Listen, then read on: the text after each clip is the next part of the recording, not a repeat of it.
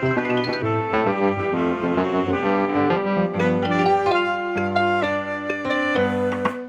to The Long List, a podcast where we celebrate movies and other pop culture through the storied art of rankings. There are no wrong answers, no bad opinions, and hot takes are always encouraged. I'm Josh Muller. With me, as always, is my brother Jack Muller, and our good friend Thomas Churchill is back with us this week.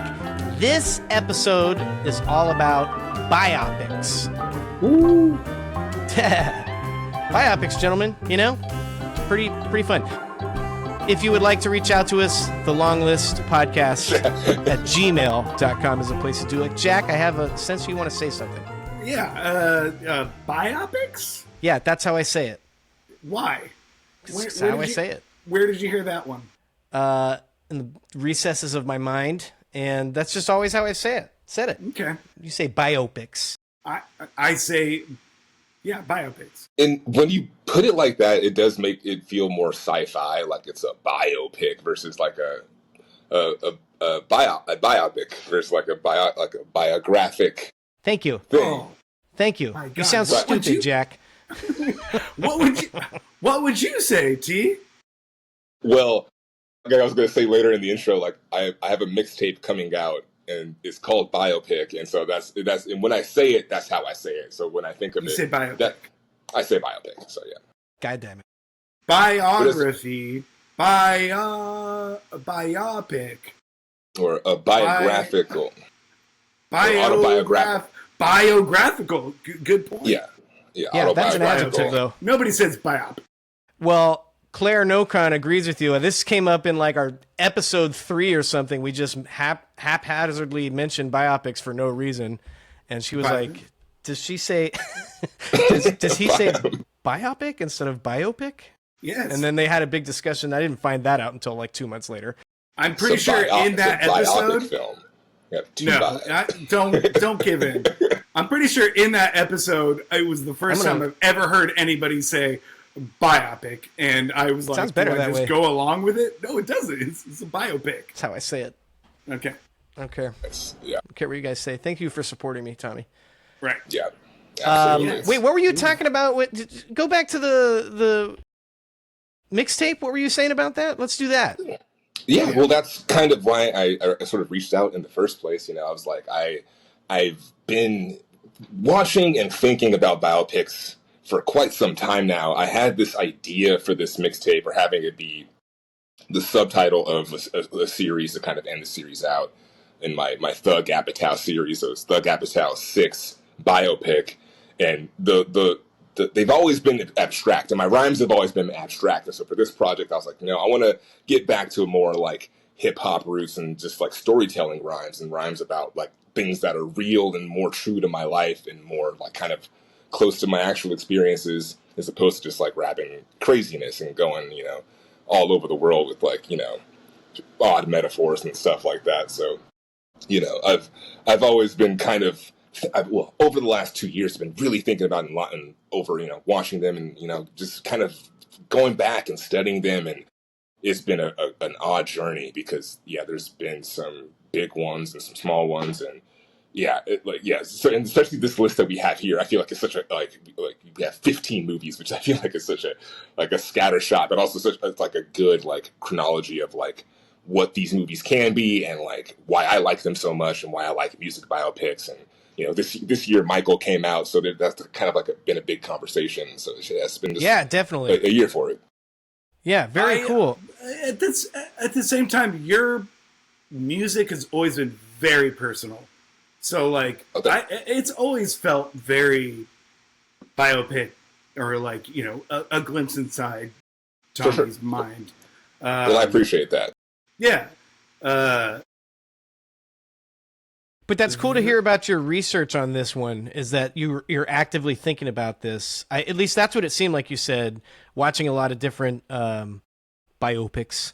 And to like kind of like get in the mood and kind of it seemed like you were saying drive some inspiration for what you're trying to do. Am I reading that correctly?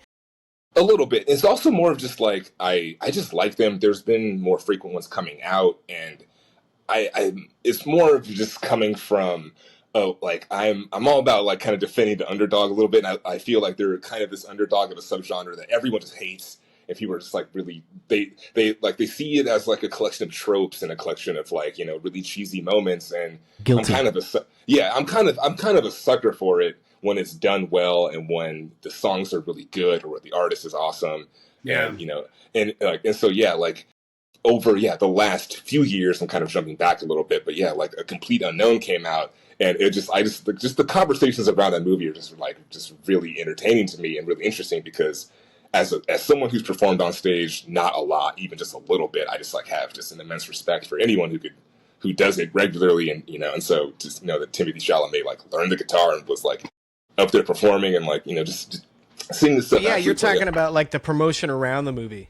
No, well, that end within the movie itself too, and so that's where you know you get into this weird, it kind of bleeds sometimes, and so like specifically we're going to talk about Ray later, but that happens with Ray, and I just think it's really fascinating when these movies can kind of transcend just like being a movie and just kind of be a part of the culture at large, and so it's weird that people kind of when you ask an average movie fan, like a movie head, cinephile or whatever, they'd be like, oh, they scoff at it. They're like, oh, like biopics are, it's like, people think they're really dumb and really like cheesy or whatever, but I just have a soft spot for them. I can absolutely be guilty of that. Well, it's also a completely different genre. You know what I mean? Like there are so many movies that do the biopic thing. There are biopics that are completely different. Yes. Are experimental maybe, or you know, don't do the same biopic thing, but the ones that do is like a category unto itself. Yeah, the ones that play it straight down the middle, you mean? Straight down the middle, cover the entire life, hit some, you know, cliche sort of things, not cliche, but like no, yeah, the tropes that the tropes that Tommy was talking about. Yeah, exactly. If you're going to do that, in my opinion, you got to execute. Yes. You know, it has to be, and it helps if I'm interested in the subject, but that doesn't have to. No, yeah. It doesn't have. No, I'm saying if I'm going to get excited about a movie, you know, it has to be someone I'm interested in. That doesn't mean that it has to be someone I'm interested in order for me to like the movie. But if I'm watching a trailer and I don't know who they're talking about and they're playing a straight down the middle biopic, I'm sorry, I'm just not going to get excited about it. Yeah, but that could make or break it for you because, like, A Complete Unknown, which I loved, and I love Bob Dylan, but I would say the one mark against that for me was that it was a pretty basic, straight down the middle, down the middle, but it was well executed, so I enjoyed it. Tommy, you want to say something? Yeah, I was just gonna say for at least for Complete Unknown, I like that. Most of that movie is just straight up performances of songs in front of people, whether it be like one-on-one with him and Woody Guthrie or like him going full electric at the end of it. Sorry to spoil that movie. But and so also he existed though. It's gonna be sorry, Al Patron is on the podcast. No movie is safe. Sorry. Go for it. Yeah. I was gonna bring up another movie that came out a few years ago that really first of all, the movie is not Ordinary Man. What is this fucking movie? It's the biopic with Robbie Williams where he's portrayed by a monkey. Yeah, I know what you're talking about. Yeah. I don't remember what man. It's called A Better Man. A Better Man. Yeah. And so I watched this like a month ago, and I gave it like 4.5 on Letterboxd. I was surprised with like how much emotional depth there is to it, and how like good the performances are, and how weird and psychedelic it kind of got, and how just like straight up and that's the whole joke about that movie when it came out. They're like, first of all, who is Robbie Williams? This movie completely bombed in America. No one saw it. Right. He's very famous in England. Not so much in the States. No, he's no Michael Jackson by any means in terms of like just complete name notoriety where you can say it or like you can hear a song and be like, oh, I know who that is. Like you have to like sort of dig a little bit deeper to at least get to that. At least for me, from someone from my background as like a black person, like I have no idea who Robbie Williams is. No, never heard of him before. I was shocked by this movie being made. He had like one semi-hit when I was in like high school. That I recognized him as a human. Yeah. Yeah. which is But funny. as like a CGI monkey is even stranger, and so like just it just makes this weird anomaly of a movie. But like when I sat down and watched it, by the end of it, I was like, "Fuck, his voice is amazing. He went through some shit, and he's a good guy. He's a better man now. Like it's and so it won me over. Not by I guess by the form of it, because of how crazy it was and just how ridiculous it was and how it worked. It was Yeah. hard, and so I don't know. I think that's why I was like, you know what? Like, I'm gonna go with it. I'm gonna release this mixtape. I'm gonna put it out because I was kind of teetering. I almost was not gonna do it. I've had several songs that have kind of come and gone, but I was like, you know what? I'm done. It's like I'm gonna put it out. It's gonna come out this summer. I don't know if you guys, not to put you on the spot. I don't know if you guys listened to the 2 tracks I sent to you. I sent them like earlier today. But yeah, I listened to them. Not yet, but I've listened to some of your other stuff Thank you. that you've done throughout the years. I can't say I'm Well, an expert on it. it, but I've definitely listened to most of the albums. I appreciate I it. very much like the 2 tracks that you sent us. Thank you. Do Appreciate you, it. do you I feel like such a dick. I mean, they came in like a couple hours ago. It was the last minute move, Do you? Is it like every? Is it every song on the album you feel this way? And B, are any of them old songs that you wrote, like in the past, that you are bringing back? No, this is all strictly like I am gonna like. For a while I was just kind of doing the typical verse thing that I do, and like kind of going back and like, oh, here's like a bar or two about something I went through. But then I did like a full kind of rewrite where I was like, no, like this, like there are songs in there like, no, this is about a specific night that I went through, and this is a song about like a relationship or whatever. So like there's just more direct kind of confrontations with things. And so I think with this, it's just like it feels more honest, and it feels fun. And I'm glad you like it. I'm glad you appreciate it because I've been watching so many of these movies, and it's been a really interesting exercise because It's taking you through piece by piece. Yeah, and I love that movie, and I loved it even more upon rewatch. I was like, this is Thomas coded right now. Yeah, when I watch yes, piece by piece. Yeah. But I don't want to get ahead of myself though. No. We got it coming up. We'll get there. We got to. We'll cover for sure. All right, let's get back to it. For sure. Jack, when does it come out? There is no release date as of yet, but it's definitely coming out. I want to say like September-ish. All right, we'll keep you all posted. That's before the vacation. Yeah, definitely before the vacation for sure. Jack, what are you looking for in a good biopic? Well, I want to cover all of it something. Just now. You want to learn something. I want to learn something, even if I feel like I know the majority of these things, but I never normally do. So I like being pleasantly surprised with information that I don't know. Okay, yeah. Are you frozen? No, I was just reading something. Just convinced. Yep. I love the idea of certain historical events and people being portrayed in a beautiful cinematic style. Right. Yeah. The acting has to be on point. Yes. And I will say this about honestly almost all of the movies that we've picked. I guess all of the movies that we've picked today is that strong performances. Not only do you need the lead actor who is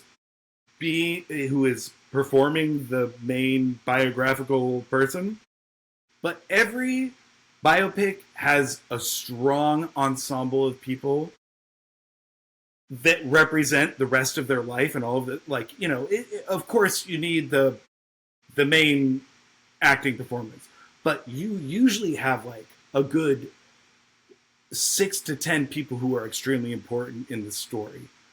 And you need them all to be firing all cylinders or it won't work, or it's just going to be kind of goofy. Um, I like some abstractness in things. I like some like going out there a little bit. I don't necessarily need it. But if you aren't going to be abstract and you are going to do it straightforward, you need it to be tight. Yeah, I agree. You need to be really good on all fronts, or else it's going to seem cheesy in some aspects. It's going to seem forced. It's going to seem fake. Of course, there are some that they do make choices, which I appreciate, like creative choices, and it doesn't work, and then those just become forgettable, and like, what were they doing there? I don't know if I can think of any off the top of my head because I've been thinking so much about the movies we're talking about today, but it does happen. But when you do make a creative choice, something is a little bit surreal or abstract, like Jack says, and it works, it's very cool because these are artist interpretations of someone's life or achievements. So essentially, we're still making a piece of art. This doesn't have to be straightforward, and to your guys' point, when you do play it straightforward, it has to be well executed, or else it'll feel like a little cut and paste sort of a thing. You know, that we've seen this before, and we know the beats. If it's straightforward and doesn't take any liberties, or if it doesn't want to take any liberties and wants to do it straightforward, it's got to be super, super, super on point. Yeah, and I was also going to mention it kind of like really sips it into two big categories of like, is it like a person in history that's just doing like political things or historical things versus like this is a musician, and that's kind of what the big kind of categories tend to have fallen into. I agree. A lot of musicians, a lot of some sort of political figure. Every once in a while there'll be like a sports movie or something, but those aren't the only two, but those do seem to make out the biggest slice of the total pie. No sports movies represented. Yeah, interesting. Yeah, I thought of a couple that I would really like to do, but I don't know if they focus as much. None of the ones that focus as much on one person are the ones like Miracle is a movie I love, and that's not that's kind of it's not a biography. That's a solid one. Yeah, I don't know if that counts for what I want to do in my personal list. I would put Moneyball probably before that, as far as I thought about that. That's a good choice too. Yeah, that neither of those choices. I was thinking, what was it? And I just lost it. It was another baseball movie. No, not bad. It was a basketball. It was Coach Carter. I was thinking about a coach. Oh yeah, we better coach, but that'd have been a good one. You could argue Remember the Titans fits in that, but again, it's more of an ensemble. I don't know if that's really. That's like, here's the event of this team rather Rudy. than Rudy would have been a good one. Yeah. A little bit complicated. Yeah, we not totally accurate apparently. But he's kind of that too. Yeah, that too. Well, that was going to be my next question. Is like, how do you guys feel about accuracy in these movies? Oh, accuracy. I feel Well, I don't like liberties taken. I don't like when something is inaccurate. Yeah. But I don't mind liberties being taken to garner emotion. Emotion. Yeah. To an extent. Yeah, I agree. Yeah. One of mine is not very accurate, and I'll get to it when I get to it. But I don't care because the movie's awesome, and nobody knows anyway. Yeah.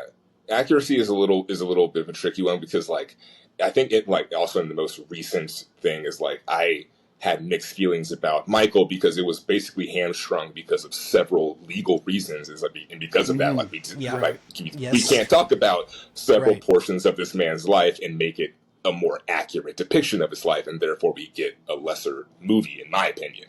And so for these movies that we're talking about here, I think the scale is sliding in an interesting kind of way. Where I think for most of all, we have like accurate kind of movies or they focus on a small period of time, which I also think is like another way to kind of dance around that too. It's like, well, this is about that's a good point.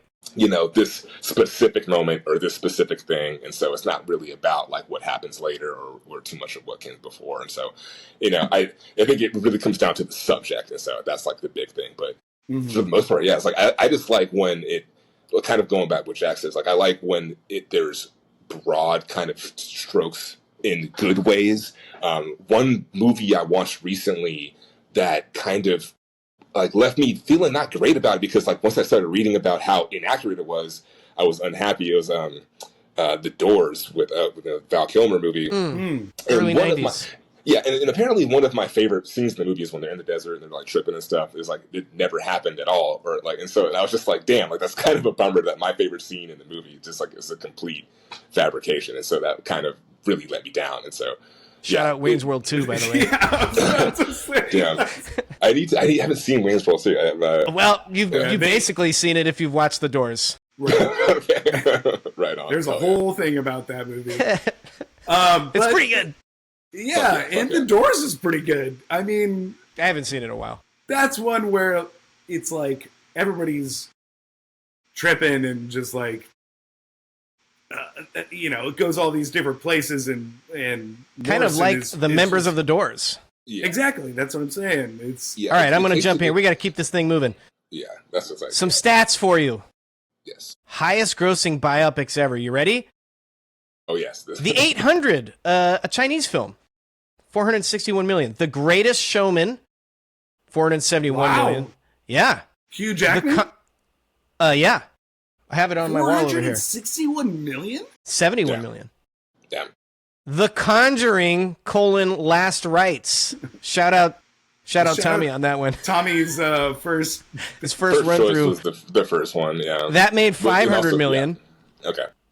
The How is that a Revenant. biopic? Wait, hold on. How is it a biopic? It's about. just telling you what it's the about- internet told It's me. about real people. I'm asking It's Tom. the people at the center is Lorraine and something Newman. They were a horror. They're paranormal investigators in real life, and so that's where the accuracy gets really weird, because like a lot of their shit was just like, they were fudging the numbers. They were goosing the numbers for sure, and so Maybe. yeah, so just the nature of all of that paranormal stuff is just Okay. is up to Got it. But The Conjuring is such a sick movie. I was like, this is a fun movie. We would have allowed it for the record. The Revenant, 532 million. American Sniper, 547 million. That's crazy. Yeah, I don't know if this one counts. Passion of the Christ, 612 million. yeah. Hey, It's on here. yeah, I watched it. It's a biopic for sure. Yeah. That's number 5, so we're in the top 5 now. It's about Number a 4, really Hi intense Mom, week. 821 million. That's another Chinese film. Bohemian Rhapsody, 911 million. Well, how do we all feel about Bohemian Rhapsody? I like Queen. I really appreciate movies that have like, this is exactly how the song was made. I'm a sucker for that one. Yes. So Me too. This is I gonna think the come up Queen again. movie. Yeah, I think the Queen movie is one that does it really well. It does. It does. And it's also, we talk about like performances that anchor it. Like Rami Malek is like an alien from whatever planet he's from, and he's perfect to play fucking Freddie Mercury, another alien from Sure. another planet. And so yeah, guess. it's a good amalgamy, but it's a crazy. I don't know. It's kind of a mess of a movie. I haven't seen it since the first time I saw the it. recording scene in a recording studio needs a whole list of its own. I mean, that's like an elite thing that some people don't do right and some people do. It's going to come up a lot again, Yeah. and I'm excited to talk about it. Continue, Josh. Yes. I did not like Bohemian Rhapsody. Yeah, it was Number all right, 2. but that scene was good. No, Yeah. but that No, that scene was gotta that admit scene was that scene the is part really that I good. liked the most. Yeah. exactly. That's Definitely. what we're done. Yeah, I'd probably give it a 3.5 upon rewatch. I don't know. Yeah. Oppenheimer made a bill. Billy. How about that? Unbelievable. And Michael, over a bill. So Yeah. that's your number 1, which Yeah. I mean makes sense. It's but it's insane. just so recent, being pretty cool. All right, Yeah, continue. yeah. Oh, go ahead. No, it's just wild that it happened this year, and that the other one right behind it happened a few years ago, and it was Oppenheimer, and it's just and those movies are very much kind of like the selection we have here. You have one that's just like, this is very much a hard historical drama about something really heavy in one particular moment in history, and this is like a man's life, and here he's like learning dance moves, and like but it's uncanny because like Jafar is insane, like he's just so good. So I don't know, it's just, you have both of these movies and the cast of Oppenheimer is like 80 deep. I don't know, like just. Well, it's kind of like Oppenheimer has Chris Nolan behind it, and all these different actors, and has a different sort of script, and telling the story in a little bit, of course, non-linear way. Yes, yeah. And Michael has a great performance, and the rest of it is about someone that people care about. Oh, yeah, but is also leaves out, as Tommy was saying, all of the controversial things. Doesn't necessarily get into it, but it's still one actor being the person and doing it well. Yeah, but I also sort of agree with Josh a little bit, where there's like I work at a grocery store, and I work with a lot of younger people, and so sometimes I get like a more of a feel of how the actual public is feeling. So they're like, we're stoked for Michael. We like Billie Jean, so we're gonna go see it. And so I'm like, okay, like, sometimes it's just as easy as that for them. And right, clearly. And Nolan is still a harder sell. Yeah, my parents saw Michael twice. So there you go. Yeah. All right. Biopics that won Best Picture. There's 22 of these that I could find. I'm gonna fly right through these. Yeah. So I'm gonna fly right through these. Some of these are like, I don't know whether to include this or not because it's kind of about a group, like I was talking about earlier. But I included them. The Great Ziegfeld. Don't know what that is. 1936. Green Book. Shakespeare in Love. I don't know if that counts, but are you going maybe. by year? How is this I'm not organized? I found a list. Jesus. Just you fine, went whatever. from the Great Ziegfeld to Green Book. It was shocking. That's fine. I didn't want to reorganize it. All right. The King's Speech. Okay. Life of Emile Zola. Excuse me. Don't know that one. 1937. Chariots of Fire. 1981. Okay. Mutiny on the Bounty. 1935. Didn't know that was a real story. Gotta be honest. A Beautiful Mind. 2001. Okay. Spotlight. 2015. No. Ooh, still haven't seen it. It is not a biopic. Thomas!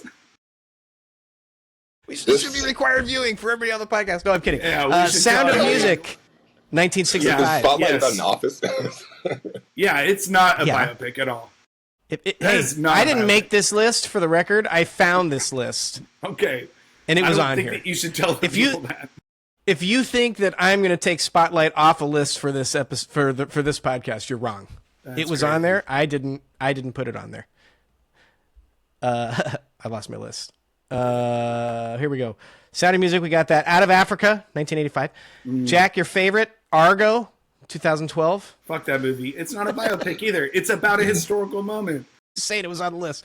You also The Last Emperor, 1987. For sure. I see. Yeah. Okay. Yeah, that one counts. Yeah, Gandhi, another one that counts. Yeah, okay. 1982. A Man for All Seasons, 1966. Don't know much about that one. I think it's about that title. King Henry VIII, I think. Okay. Braveheart, 1995. Not accurate, but it counts. Patton, 1970. Haven't seen it, but I gotta figure that counts. 12 Years a Slave, definitely counts. Amadeus, definitely counts. Schindler's List, I think I would allow. Yes. Oh, 100%. Yeah. Lawrence of Arabia, yes. And Oppenheimer, yes. Yeah. So, okay. So there. Yeah. Wow. And many, many, many Best Actor and Actress nominations and wins. I'm not going to go through those because there are too many to. But those were all Best Picture winners. Those were Best Picture winners. Yeah. I didn't feel like we had time to go over the Best Actor winners. That's just too many. Yeah, that's fine. About 4 of those, I would say, weren't biopics. But fine. That's right. I prefaced. And to the point of one of your questions that you have posed here. Which one? We got off the rails, so I don't even know what question. Our stance on biopics that choose a period of someone's life as opposed to the whole thing. Yeah. Well, we kind of touched on that earlier. Tommy was talking about it. For me, I would rather see a better movie about the thing that's important to talk about rather than we have to spend 20 minutes seeing how this person grew up, see the end of their life, which is not always as interesting. Like if it really is like this one or, significant situation, let's just see that. Let's just cut out the other stuff. That's how Yeah. I feel. For sure, for sure. I agree. And one of my movies definitely falls into place with that. I think it just needs to be more about the person than the event. Yeah, Like that's fine. like, yeah, like Argo. I Argo is agree. about the event. Argo's It's not a about biopic. The whole thing. I agree. Totally. That's another one I haven't seen. I Good. feel like Don't see it. You know look up the log line and then you're good. It's fine. Okay. I'm gonna give it a Pretty try. solid. Yeah, put it on the list. I'm sure you're gonna like it. Yeah, it's pretty good. Well, I was just pissed off about it at the time that it came out. for sure. Best picture? Yeah, sometimes the best picture is always like it's a tough conversation because it's always like there's so many good things that can come out in the year and like Django Unchained. They could have just given it to Django Unchained. They gave it to that. Could have given it to a lot of things, probably. All right. That movie sucks. Ooh, yeah, that would have been one for the books if they gave it to Django Unchained. Holy shit. Yeah. Yeah. Before we take our first break, we're just gonna, since we've been talking for half an hour and not explain the episode, this is a pick 5 episode structure where all three of us pick our 5 movies that we want to talk about. We know ahead of time. Oops, no surprises in this episode for our fellow podcasters. We'll talk about each movie a little bit more in depth, and we won't be doing a bunch of different lists throughout the episode. So we'll go through each talk about our number 5 movie, each talk about our number 4 movie, and so on and so forth. And that's how this episode's going to go. We're going to take a quick break before we get into it, and we'll come back and we'll talk about some movies. Sounds good.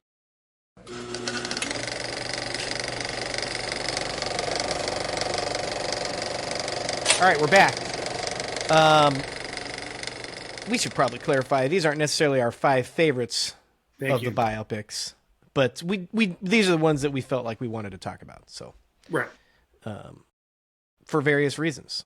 Yeah. Tommy, you're our guest. What's your number 5 biopic we're talking about today? My number 5 is a kung fu biopic that I've spoken about before back on my podcast, Vague Zone. This is Ip Man with Donnie Yen. With Donnie Yen, and it's by Wilson Yip. And yeah, if you're unfamiliar, it's Ip Man is the Grand Master of Bruce Lee. He is the person that invented the Wing Chun, and so this movie is sort of like it's a biopic about this man, but it's also like a specific period of his life in like this Chinese sort of Japanese conflict. And so you get, that's like kind of like the backdrop of this just insane kung fu movie, and the Wing Chun is just beautifully displayed. And it's just awesome to kind of like have like a movie about like this a guy who's real man, and so it's kind of like an excuse to be like, oh yeah, like it's a biopic about like a kung fu master, so it's just like I have to watch a kung fu movie, and so it's a nice little excuse to kind of to do a little bit of both, and I just love it, and I think it's also really fun because it starts off a franchise of another 3 movies. And I was going to say there's a bunch of these. Yeah, it's like if 4, you I like think, at this point. Yeah, it's like if you like even just like a little bit of it, they just get more ridiculous and more fun as they go on. But this one is a little bit more restrained, a little more muted, and much more like traditional in terms of like it takes itself really seriously when it gets to the serious parts of the story, which I really love. And then you just get like just some ripping fucking fights that are just super dope. Yes. Yeah.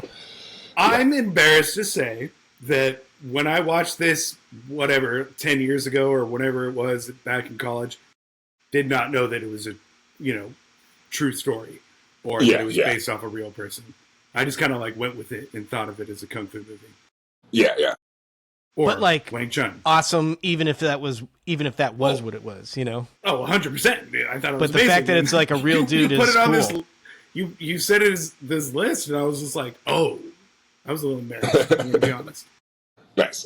No, it's all good. No, because I think it's also one of those things that kind of it's in terms of like kung fu movies. I think it was something I hadn't seen when it was released. It was something that had completely evaded me, and so even now I have to find myself a little bit more proactive with looking out kung fu movies. Even my homie hit me up to see The Furious in theaters like a month ago, and that's like Fucking one of dope. one of my top 5 movies of the year, just because it's just insanely well executed, and I think that's what's so good about kung fu cinema specifically is like it takes things back to the basics, where it's just like it's really simple conflicts in ways that I think benefit movies really well when things aren't like incredibly convoluted, where it's like, okay, yeah, it's like these invaders show up and they sort of challenge everybody, and this guy's they keep pushing this guy to kind of show what he can do, and it isn't until he's put under like military presence he has to like really fight to defend him, like fight for his life, and then he's like a tiger getting let out of a cage, and it's just insane. So, the scene where he chooses to fight those 10 dudes at once. I mean, that's unbelievable. That's just unbelievable. It's so good. Also, we have to take on 10 of them. All 10? You mentioned it, but we have to shout out Donnie Yen, who's just like such an awesome kung fu movie star. And he's been doing it for years overseas. If you don't know who he is, he's been in Rogue One. He was the blind guy who was like almost a Jedi, and he was I think he was also blind in the John Wick movie he was in too. Maybe I'm wrong about that. Correct. But, he's also he plays a blind fighter in that movie as well. Which I think is the fourth one. Loves being blind. That's his thing. Loves being blind. Anyway, that's him. If you haven't seen it, and go check out some of his movies, or at the very least, absolutely watch steals some the YouTube show. scenes. Yeah. He steals the show in Rogue One for sure. It's just it's just so legendary. I am one with the Force. The Force is one with me. Yeah, and here it's really funny that like this movie kind of is almost structured as if definitely not. Sorry, almost is not the wrong word. It is structured as if there's like this is the only one we're going to make, because it ends with this like kind of epilogue of like, and then like they escape this conflict, and then Ip Man goes on to be like this great grandmaster, and he was the person that trained Bruce Lee. But then we get another 3 movies that are like about like just different parts of his life, and so like because it was just so successful, and there's just like awesome and him. Donnie Yen has like a really specific on-screen presence where he's just, like very reserved, very quiet, and like in like a lot of the fights in this movie, some of my favorite moments come where people aren't being hit; they're almost hitting you, and then they're like tapping, or like doing like the fake tap of like I could have got you, like in like this like sportsmanship of the kung fu amongst like the people that are friends with each other, and then it sort of escalates when the Japanese soldier comes in and starts really challenging them. He's like, okay, I want to see you like guys fight to the death. And they're like fighting over bags of rice, and it's super brutal. And like when you mentioned, he goes in, when he's finally looking for his friend disappeared. And he's like, I'm going to challenge 10 men. And just rips through it. It's just insane. So that's my number 5 is kind of a weird choice, but it's like, I think it's just awesome movie. That's what I'm all about. But I will say that I did not, I thought it was too. I just did not know that it was a true story. Well, plus like we want to get different vibes for these different, these types of movies to kind of represent the scope of what biopics can be. Yeah, and I did it last minute, sort of rearranging. They can say a biopic. I'll switch over to biopic. Biopic. I kind of switched this at the last minute because I think it ties in a little bit more with Cinderella Man and Lincoln in terms of being a little bit more. Wait. Sorry. Hey, Jack, what's your number 5 movie? Sorry. Well, the last thing I wanted to say was there's a list to be made of legendary people who show up in later movies that not a lot of people are going to know, but also kill it. I'm just talking about Donnie Yen showing up in Rogue One. Like, Donnie Yen being in Rogue One, you already know, even if you've never seen any of his movies, you already know this guy's going to be a badass. And this then he has dope. And then he has a badass because of that scene. Presence he was talking about. Exactly. Tommy was talking about. And then he has this badass scene. But I'm sure there's like a billion of those examples over the course of history that like people just like see this person, don't know their history, but can still appreciate them. And then the people who do know their history are like, this is the most satisfying thing in the world. Sounds like a future episode. I like it. Absolutely. Yeah. I think specifically with kung fu cinema, because there's a lot of great like cameo play when you're doing some stuff with like countries like cross making movies together. Like, oh, yeah, like you don't know who this guy is, and like we're gonna bring him over, and you're just gonna watch some magic happen. And yeah, I think, I don't have him off the top of my head, but there's examples. No, 100%. All right, Yeah, my sorry, number 5. I didn't want to spoil. Sorry. Now I know how the flow is. Now I know how the flow is. Now I know the flow. My number 5 is Lincoln. Hey. Directed by Steven Spielberg. Written by Tony Kushner. Yeah. Starring Daniel Day-Lewis, Sally Fields, David Stratham, Joseph Gordon-Levitt, James Spader, Tommy Lee Jones, Hal Holbrook. It takes place during the final 4 months of Lincoln's life, primarily focusing on his efforts to abolish slavery and the passing of the 13th Amendment. This is a great example. It's a good one. It's a good choice. It's a good choice. I'm very stoked on that he was able to pass the 13th Amendment. That's not what I meant. Yeah, no, I'm saying Lincoln would have loved this podcast. He would have been so stoked. Yeah, I agree. He'd be like, "That's delightful. You're telling stories. That's so delightful." Okay, so that's great. That's no. But this is the type of biography that only focuses on a certain amount of time, and it helps that it's also the last 4 months of his life, and he's kind of doing the most crucial thing that he's ever done. But there's also an amazing example of like the mythos that already exists in his character by the way that all of the other people talk about him.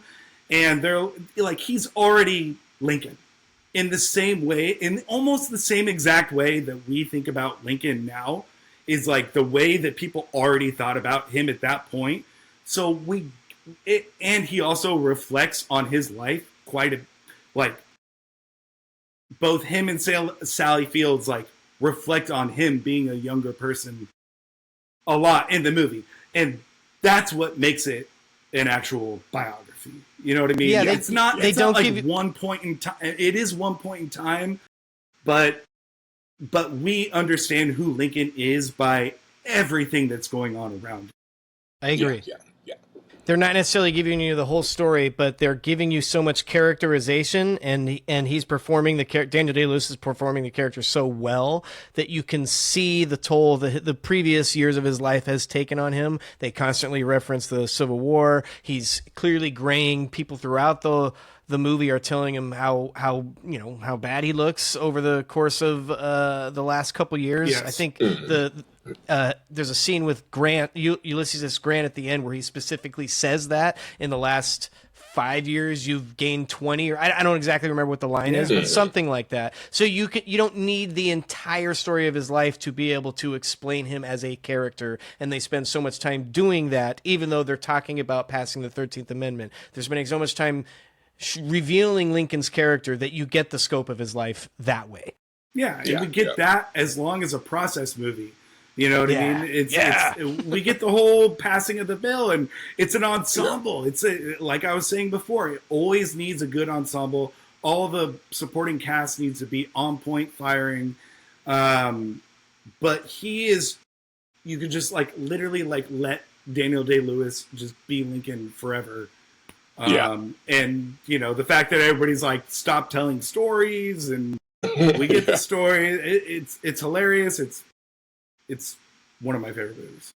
Yeah, it's so good. As I was watching, I was kind of like, one thing I've always kind of thought about would be really cool. Be like, like a really big budget, like Civil War movie, and this is honestly like the closest approximation we have had so far, and I fucking love that. It just starts off with like everyone like quoting the Gettysburg Address, and then it ends with the two black soldiers. Like one guy's like, all right, I'm going to finish it off, and he walks away, and it's just like most of that scene takes place with the camera behind Lincoln, and it's all about like his stature.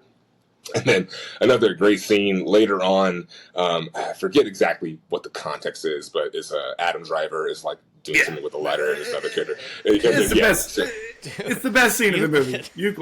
Euclid. Yeah. Yes, exactly. Yeah. He's explaining like the science of it. It's like he's explaining the science about like all men being equal, and it's like a scientific fact, and like Euclid's first axiom is this: things that are equal to the same thing are equal to each other. Just some. I got the whole movie memorized. Yeah, you already quoted that like 4 times on different episodes. It's an amazing scene. But one of the best moments is like when he literally, I kind of laughed out loud because it was so on the nose, but it was just so fucking well executed. The camera's just slowly zooming back, and he just like puts on the hat and walks out the far corner, and it's like in his silhouette, and they're just like watching him walk out, and just like, yep, that's Lincoln right there, man. Like that's him. Like he's like there's no denying. He's just so big. 100%. Yeah, it's just like.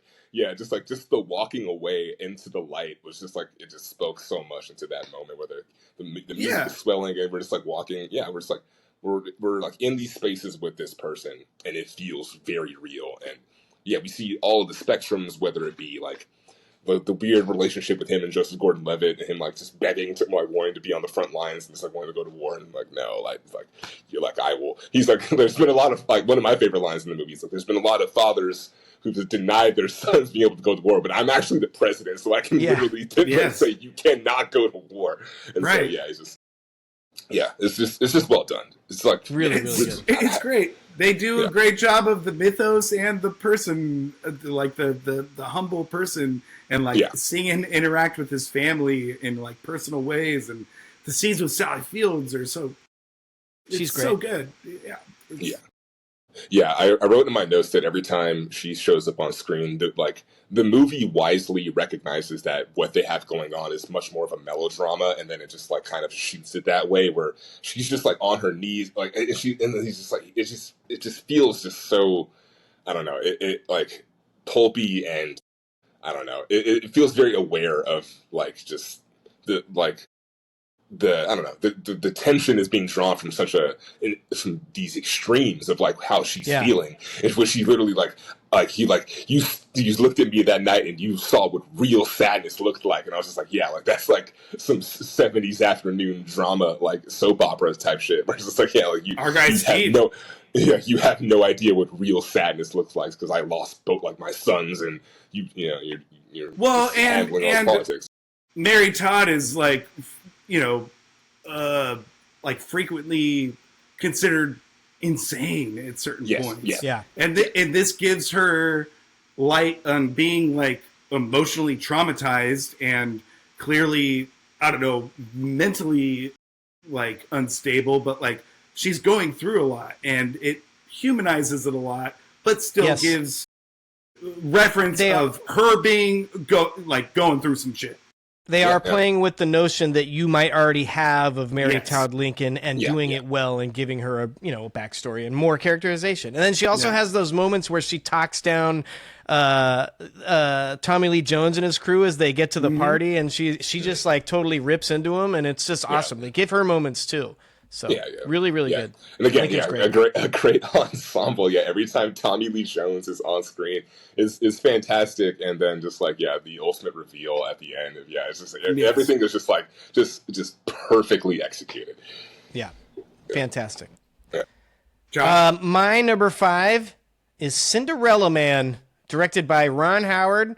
Stars Russell Crowe, Paul Giamatti, Renee Zellweger. Follows disgraced boxer James J. Braddock as he struggles to support his family throughout the Great Depression. He's given a second chance, but this time he knows what he's fighting for. So this is one of those that is like very straight down the middle biopic. And I used to love this movie. I still really like this movie, but it is very saccharine and could use some things cut out of it, in my opinion. But we can get to that if we get to that. But also doesn't give his like younger life. It's not like you're right. Yeah, and there's a lot of biopics about boxers, and you could easily go with Raging Bull. I just don't particularly like enjoying watching that movie, so I didn't go with that. It's a great movie. It's just like it's not a real great hang. This is a better hang. It's rough. Yeah. It's rough, dude. I unfortunately didn't get around to this one. This was one I saw in the past, but I didn't get a chance to rewatch it for this week. Hey, it's fine. You get it. He's a But boxer. He's got He's a boxer. family. He's gonna win. He It's loses great. a couple fights, wins one. I feel like this doesn't really get mentioned in the like great boxing movies, and I think it should. It's Okay. good. I like it. Fantastic In the Crow and boxing Paul movies? Giamatti. Yeah, it's a great movie. Yeah. No, I'm saying like, what other boxing movies? There's Like- a bunch, you know. There's all. No, I know there's the, a bunch, but like, how would you not consider it in the box? I could see not considering it in the sports movies of all time, but in the boxing Okay. movies of all time. All right, you know, just a haphazard comment there. I think we don't need to. I think to what you're saying, it's 2005. It's 2005. It's kind of like, I feel like, it definitely did good at the box office, and the cast is absolutely stacked. Shout out to Paul Giamatti. He Shows up 3 times. Shows up a bunch of times. Yeah, Shows up on 3 this times list. in all of our lists. Yeah, take a drink every time he shows up this evening. That dude loves biographies. Yeah, no, for real. He's like the perfect person to put in. Like, all right, we need someone to be in history. He fits in all eras. I think specifically with like boxing movies and sports dramas and like, I don't know, like maybe even just like a Russell Crowe drama, like for this time. It said this came out in June 2005. Yeah, I was like, I was 14. It was summertime, and I somehow I watched this movie. So I don't know, like I must have been hyped on it back then, but just never Good one. around to it. But yeah, I support it. But the legacy, I don't know. I don't know if Yeah, Exactly. Russell Crowe- When's the last Russell- Cinderella Man conversation you've had? Well, Russell Crowe is like more like it's Master and Commander and Gladiator. Gladiator, stuff like Nice that. guys. So, Let's give it Josh. yeah. Tell us more about it, Josh. It's good. I'm not hating. Whatever. I'm not It's hating. right down the middle. It's good. Apparently, it's pretty accurate with the lone exception of Max Baer, the quote-unquote villain of the movie, was actually a super nice dude. And, he did kill at least one person, and he, felt terrible about it, raised $10,000 for the widow, which is a lot of money at the time, had, sleepless nights. And then the other guy that he was alleged to have killed in the movie, the biopsy, the biopsy on the guy revealed that his brain was swollen from a flu, not from a previous fight that he had from Max Baer. So I'm just saying, they painted him out to be this bloodthirsty villain who didn't care. He actually cared a lot, and that's a shame that that's what they chose to put in there. I also would have cut out the whole part about Hooverville, where they go to that place and there's a whole bunch of people in tents and whatever. And it's the story. That's what the whole movie's about, though. Cut it out. It's boring. We got to stick to the boxing.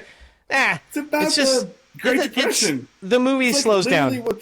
Okay. It slows down. We don't need it. We get it. They're in the Great Depression. We already see that when they're not eating. See, I do find it fascinating that it is their second a collaboration between Russell Crowe and Ron Howard after A Beautiful Mind, which is a biopic that won for Best Picture, correct? Yeah. Yeah. So that's correct. Yeah. So Run it back. It's interesting that he was let's kind of revisit another sort of another thing, another piece of history. Let's go back and let's run it back. Let's try to do it again and let's do something that might have been more. I bet this is more Ron was more interested in A Beautiful Mind, and then Russell was more interested in Cinderella. That's Cinderella Man. Could be. Can't confirm myself. That's my theory. Is that was I like it. their deal. I don't like A Beautiful Mind that much. There, I said. That was when I watched within the last few years and was kind of just kind of perplexed of why it won Best Picture, but it's competently made, but didn't really It's just Was it But- Miramax? period. It Might have been. Don't know. It was probably Harvey Weinstein. All right. Maybe. Just say that and move on. Maybe, yeah. All right, yeah. Tommy, what's your number 4 movie? We gotta keep it moving a little bit. For sure. Yeah, my number 4 movie is Frida. Yeah. Frida, directed by Julie Taymor, starring the great Salma Hayek. And I think she won an Academy Award for this, I believe. She did not. She was nominated. She was nominated, but it stars Alfred crooks. Molina. Alfred Molina as the great muralist Diego Rivera. He gained 35 pounds for this role. Yeah. And Jeffrey Our guy. Rush as Leon Trotsky. Trotsky. So Also just shows up in a lot of biopics. Yeah, He does. yeah, yes, he does. Yes, he does. He's got. Sometimes that you got to face. know where your bread's buttered. You know. Honestly, to be blunt, sometimes you need an old white man who can just Yeah, be right. in that movie. And so yeah, and so this I remember seeing this back in the day, and the sort of reason I chose this was like I remember really appreciating the fact that I'm not very familiar with Frida Kahlo's work, but Yeah. this movie does a very good job of showing this person's life, showing her life and her relationship with Diego Rivera, and also like showing her paintings in a literal sense in conjunction with like things that are happening in her life. And Yeah. as you sort of go down this journey of like her throughout her career and the ups and downs of sort of her sort of this marriage and it's kind of falling apart and this jilted romance, you see like occasionally the movie will just like show you a painting and just let it sit there, and then it melds into real life via some sort of way. And that's the kind of thing I really love about movies. It's like you can just you can blur that line, and even though this isn't a musician, it does a really good job of like, okay, like here is like an emotional beat that kind of pairs with this really harsh image because this is Frida's woman who had a very tumultuous life, to say the least, and so all of that pain and emotion sort of came out in her paintings in a really visceral way, and it's just so eerie to see it in moving. And it was one where I kind of like watched it early in the morning as I was kind of like not like I don't like to use the word binge as I was watching the movies, but as I was catching up and watching them, I was I want to watch a lot of these, and I was really excited to rewatch this one, and I was not disappointed. Yeah, very cool. And you mentioned them, but Salma Hayek and Alfred Molina are great in this movie. Yeah, they carry the movie. They're wonderful. Yeah, they really do. Yeah, and it's you get very well said. I love the shots of the real life people in her paintings and the way that they do that. Mm-hmm. Like when it looks like it's one of her paintings, but it's actually like real people like sitting in like the studio. Yeah. It's a little complicated. I could have used more Frida painting. For sure. Fair. Personally. Fair. Yeah, okay. yeah. I definitely did feel that way as I was watching this, and then I was like, there is parts of this movie where she sort of like kind of fades into the back a little bit, and sort of I was like, this does feel like producer intervention. And then as I read about the production, that was one of the original takes of one of the screenplays was like, it's Frida and Diego, and I think so it does feel like a little it could be we could have dialed it up more. We could have focused more on her, but at least presented it in a way that this is going to be a Frida and Diego movie, which it very much is. Sure. It's like essentially an exploration of their relationship, which is pretty great. It's pretty great. Yeah, and they're like all of the acting is incredible. Yeah. And when they get abstract with it, yeah, I mess with. Let's ride. Yeah, but I do agree with what you're saying. Yeah, it is a little bit trippy to kind of be like, we're gonna like have these scenes where it's very much driven by Diego. I think one of my favorites is like earlier on where they haven't gotten married yet, but they're basically like flirting and having this party, and like they like the woman's like whoever can drink the most can dance with me, and like the two like Diego goes and our boy Antonio Banderas goes second, or he goes first, I think, and then and then Frida she just like takes rips the big swig. bottle. She takes a big swig. And, the focus goes in on her as like the dance goes in and the music starts to come in, and the singer starts singing, and it's just like it all starts like it really comes together really nicely. There are like four really good party scenes in that movie.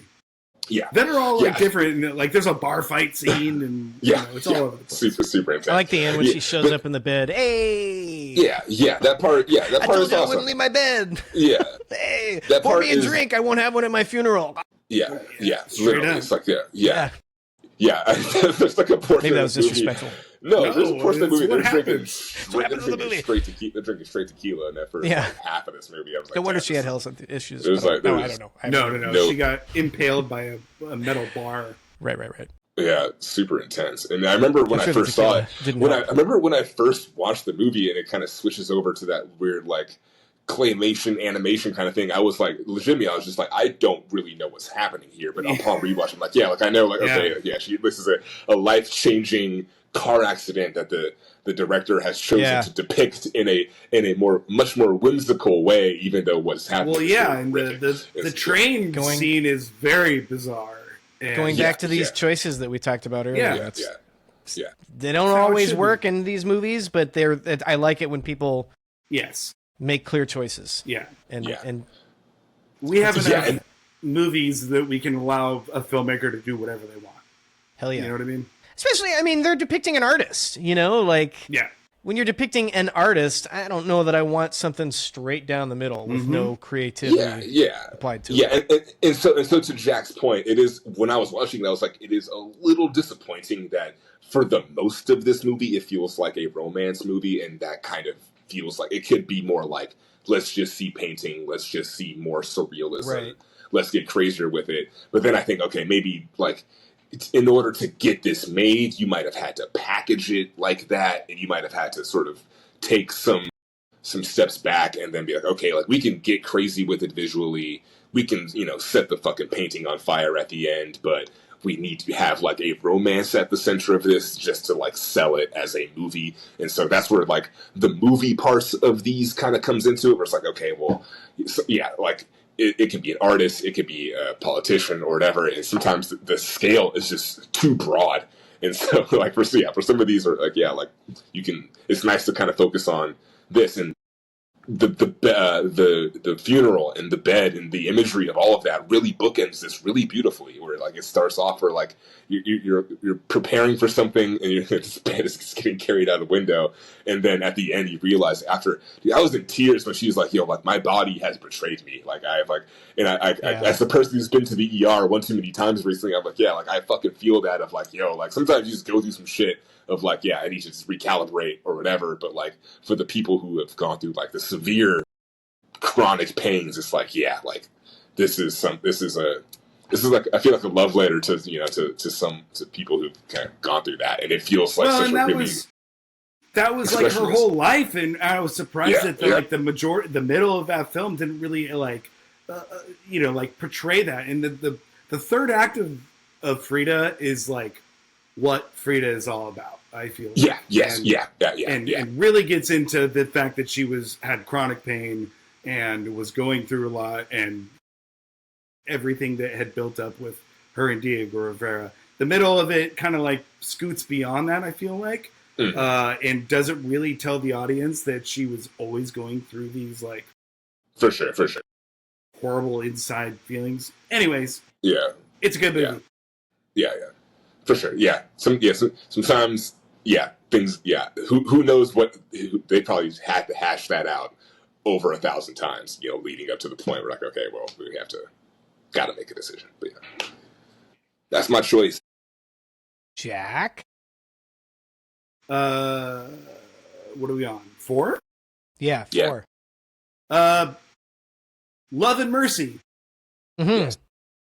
2015. Sorry, I said 2020. 2015, directed by Bill Pohlad. Stars Paul Dano, John Cusack, Elizabeth Banks, and Paul Giamatti again. Hey. He's back. Tells the story of Brian Wilson, one of the founding members of the Beach Boys, and it alternates between two periods of his life: the recording of Pet Sounds in 1966 and Wilson's struggles with mental health and his relationship with his psychologist, Dr. Eugene Landy, in the 1980s. Okay. Played by Giamatti. This movie's really good. And Paul Dano plays... the 1966 timeline is played by Paul Dano and is a wonderful, fascinating chronicle of the production of Pet Sounds, which is the Beach Boys' most famous album. Magnum opus. Opus, considered they're also one of the greatest albums of all time. Gives you a crazy glimpse inside Wilson's genius, the relationship with the band, and kind of the slow emergence of his mental health issues. The 1980s timeline finds Wilson kind of struggling with the most with his mental health, and is currently involved in a 24-hour therapy program with Dr. Landy, who is Paul Giamatti. He meets a woman, Elizabeth Banks, who later becomes his wife, and starts dating her. And through her eyes, we kind of see that Landy's mistreatment of that he is taking advantage and mistreating Wilson, and it might be provoking his mental health issues even more.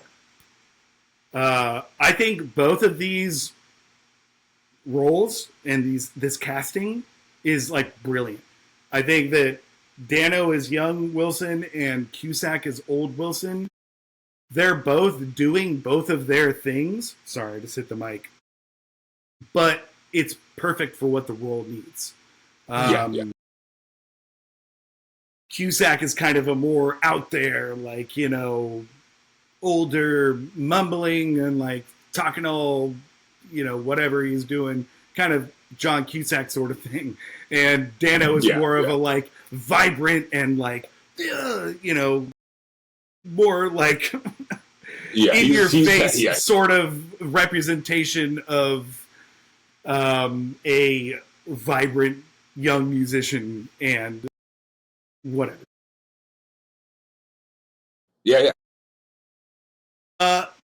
I love this movie, as I think I just said. We get one of something that we talked about, which is in the recording studio, the recording of something that we know has been recorded, right? And they do it incredibly. Maybe my favorite example of a rock or musical recording in a studio scene and landscape. See, this is one where I started it today, and as I didn't finish. I watched the first 15 minutes of it. I haven't seen all of it either. I'm sorry. And but I am actually, as I was watching, I was like, I'm so tuned in on this, and I'm down with like the approach of this two-sided approach, essentially. Yeah, it's like I was fascinated. I was like, I'm so in. And it gets like Paul Dano is so underrated and so good, and yeah. So I'm completely sold when and I was like, it really soaked when I found out it was a Beach Boys. Kyle Jackson would be extremely disappointed in both of you because he loves this movie, as do I. But the whole Beach Boys go to Japan without Brian Wilson. Like, he doesn't want to go, and so he stays behind and decides to record an experimental album without anybody, and plans for them to come back and just like do the vocals on top of it. And seeing him like do all the different little things that are the sounds that you hear in that album, that famous album, and like how he did them is just like that's why I'm going to a rock biopic, is to be explained in a beautiful style how this record was made. Well, I have to say, 100%, I knew I wasn't going to get to this movie just for timing, and I texted you guys earlier in the week saying, like, you know, I had a weird week. I'm not going to be able to get to all these. But today I did spend time watching some scenes on YouTube, and I did watch all the musical production scenes, you know, when he's actually making the music. And so I'm glad I watched that part at least. And that's the part that you really liked about this. Well, it sounds like you liked the whole movie, but I'm glad I watched those scenes because those were awesome. Yes, and there's a nice thing that the older things are shot in seemingly like a film way, and the John Cusack scenes are very like digital seeming and very like simple movie making. So basic. I was 100% sold on like just the musical context of it. I know a little bit about the Beach Boys, but I like didn't really realize like Brian Wilson was going through what he was going through, and like didn't really like being on stage. And I like the opening of this movie, like the first montage is like, it gives you kind of like a rapid fire of like, this is like Beach Boys hits. Here's like some album cover photo shoots, and kind of like we're getting past kind of this, like, this could be its own movie right here, like this journey. The first couple years, and now we're jumping to Brian Wilson having panic attacks in an airplane, being like, I gotta go home, and I'm like, okay, I'm so on board, because now he's like talking to his bandmates, and he's like, yeah, like the Beach Boys, the Beatles, they copied our swag, like we were doing like the harmony thing.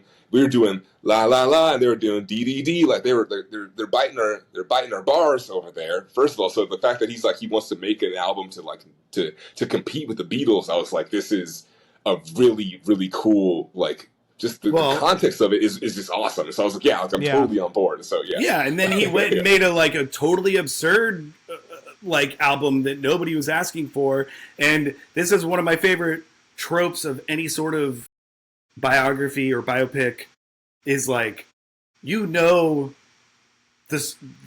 end point of this product, and you just get to like see it unfold. Like, what happened. Sometimes it's nice, like I said, to learn things. The other times it's like to know what happens and to just like to revel in the fact that like, ooh, I know that this is going to be the greatest album of all time. And even in this movie, like once it's released, it didn't do that well. It wasn't the greatest album of all time when it was released, and people didn't like absolutely love it. And so, I don't know, having that context is just a satisfying aspect. I was sold. Watching these films. Yeah, no, I was sold. I just got beat by the buzzer. I just ran out of time because there's no way I can, like, I've seen Lawrence of Arabia. I've seen the longer ones, the longer movies on the list. I've messed up again. I'm so sorry. I was so terrible. Sorry. It's okay. I'm going to cut that out. All right, my number 4 movie is. You cut it out.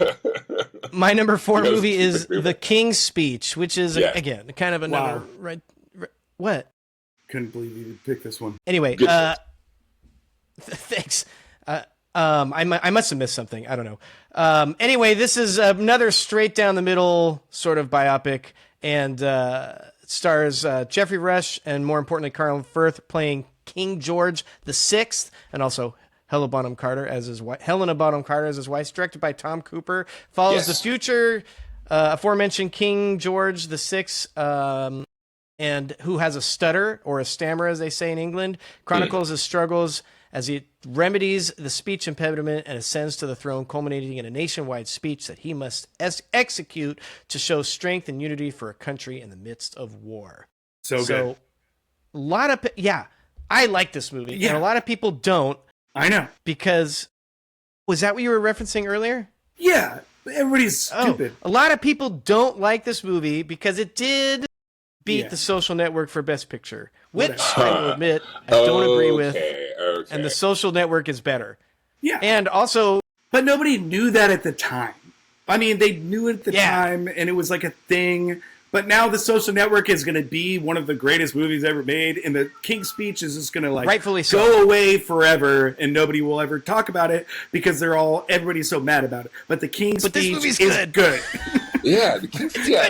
It's good. Makes me feel good. Yeah. When I talked about doing this episode, Alex was like, "Ooh, King's Speech. What about that?" And I was like, I don't know if that's gonna fly. No, flies for me. So when you did it, I was like, "Thank God." Yeah, well, I also waited until you guys gave your 5 before I said anything, and by that time I was like, strategic. "Damn."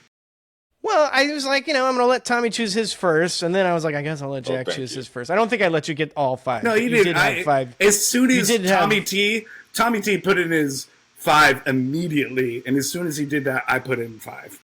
For sure. Okay, so there you go. There was a couple that I was sorry to see go, but at some point I got to choose some biopics, so this was one of them. Anyway, it's a good movie, and I think the thing that makes this movie really good is the chemistry between Colin Firth and Jeffrey Rush. That's the movie. They're wonderful. Obviously, they set up the great speech at the end. You know how it's going to go, and they're setting it up. It's very formulaic, this movie. But like I said in the beginning, if you're going to do this, you have to execute it well. And they really do. I think it's executed flawlessly. And yes, it's a bit saccharine. Yes, it's a bit sentimental. But the chemistry between those two guys are great. The scenes where they're together is just wonderful. Everything else, kind of pick it up sort of a thing. But it's really like, good. don't even feel it being that saccharine. I feel it being saccharine in a way that any movie ever made in the 1990s was saccharine. You know That's what I mean? fair. This was made 10 years later, though. Yeah, no, but I'm just saying, It just feels like a movie. It's a movie, and it's a good one. Sounds like it's mostly accurate. Yeah. Historical figures like Churchill and a couple other people were not present at the final scene, and they had to put them in that room to sort of, give some emotional weight for with people we recognize. If they put the people that were actually there, we don't know who those people are as Americans. Yeah. Nobody cares. We're Americans. Put Churchill there. So it sounds like other than that kind of stuff, it was pretty accurate. So really good movie. I agree. I love the wall in his therapy office. The wall. Yeah. Yep. Beautiful. I think so. Yeah, Just in it's general. like a dramatic That's wall behind that looks like really weird and like. Well, his therapy office in general is pretty cool. It's like a really big space. I know. It's like great production design. design. It's a It good costs a lot of movie. money in London these days. Wait, I don't know what? if a speech therapist is commanding that kind of real estate. He said, "Wait, what?"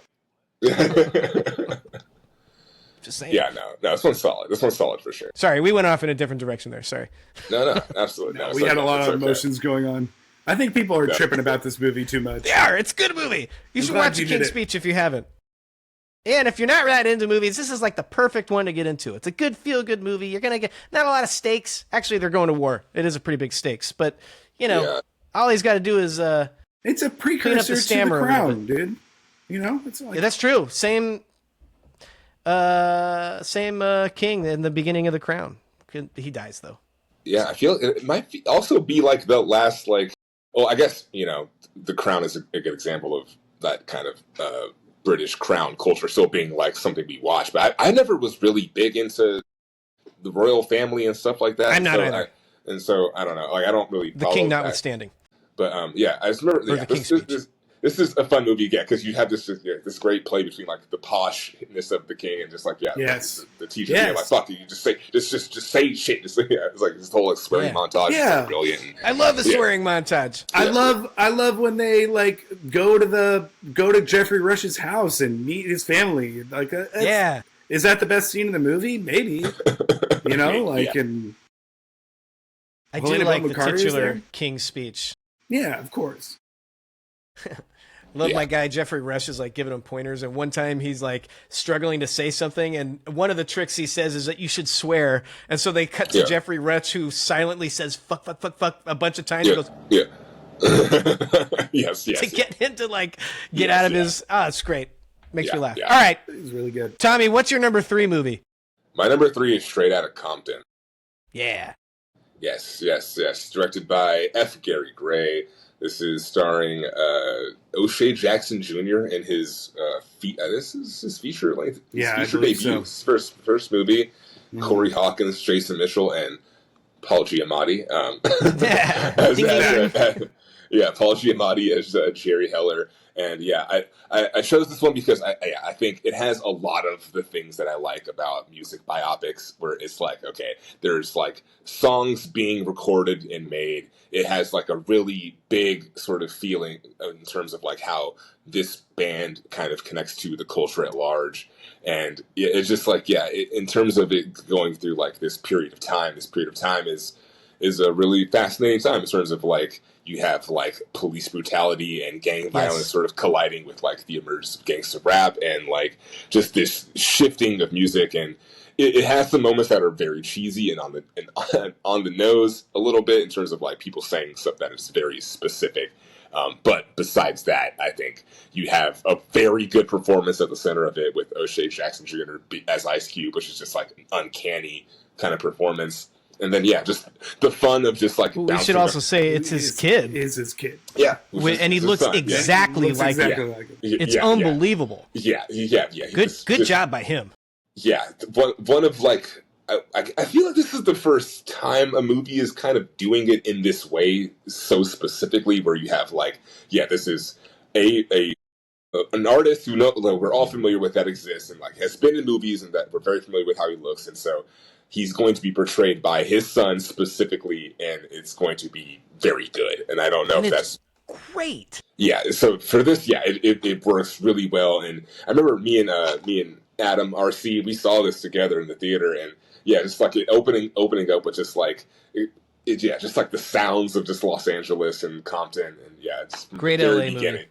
Yeah, from the very beginning, yeah, it feels very LA. It feels very big, and yeah, over the course of it, yeah, you see their lives, you see who these people are, but also you see like their relationship with the police and just the music industry, and just it all just kind of collides into this like just crazy collage. And yeah, it's just a dope movie to watch. It's a fun movie. It's a party movie. It's a good fun. it's a good concert movie. A good performances. It's just dope. Yeah. And they keep bringing up the race issues, but they also juxtapose it against the Rodney King riots, which is a very real time thing that if you're not aware of this world, at least you can put it in a time and place as something that happened amongst all of pop culture, not pop culture, but was a huge news story at the time. So I mean, they included that smartly in there too. Yeah, this point in history, is very, very, very hot, very tumultuous. As far as learning about more minute details of the band, the whole Eazy-E side of things is something I really didn't know that much about. Yeah. And, the scene of them recording Straight Out of Compton and him not being able to rap and them having to like convince him, and it's just like I never knew that about Eazy-E. Eazy-E was always just like the hardest dude, and I always just thought could rap, and it was also so cool. That was just like crazy. In that specific scene, it was cool to see Dr. Dre, who was listening to it, trying to get him to do a bunch of stuff. Dr. Dre, who is known for discovering talent and producing all these records, when he finally hits the right note, he goes, "That was it. Yeah, let's do that." And it was cool to see it both from Eazy-E figuring out how to rap and from Dr. Dre knowing when he has it. From the production standpoint of it, like, let's do 50 more takes of you doing lines, I'm just going to splice it all together. You don't need to rap the whole thing, just like rap each line individually. Yeah, the more you guys can't hear it, but I have an ice cream truck going by right now. Okay, so we can't hear it. Okay, great. Yeah. Well, that sounds very East LA. Yeah, it's cool. Like I did it intentionally. Hell yeah. The more I rewatch this movie, the more I like that it kind of emphasizes, like Dre is the producer. He is the musician here. Eazy-E is the gangster who they need to sort of form it all together. And Ice Cube is the poet and the writer, bringing in all of the lyrics and all the verses. And it's just a great like amalgamation of everything. And I love the shot in the studio where it's like this split where Eazy-E's on one side and it's like dark and the other side is like lit, and it's a good time. And there's a lot of really great performances in this movie. Like, Cube's first performance of Dope Man. One of my favorite songs on that record is just like, it just captures the whole crowd. And I think one of my favorite aspects of biopics is when you can have a performer clearly doing the song on stage and just fucking owning the role so well. And the performances they just scale up and just get bigger and bigger in this movie. Yeah. Really good. Great movie. Yeah. Pretty long.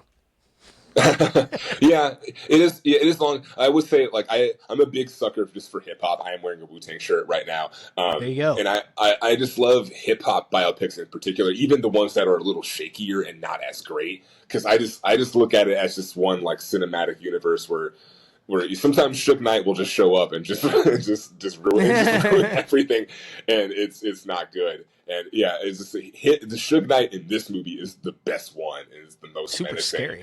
Yeah, very scary. Yeah, and just like and also one of my favorite scenes of like people listening to a song and listening to No Vaseline and just like Jerry just turning it off immediately. He's like no, what's this about me? Like it's you crossed the line.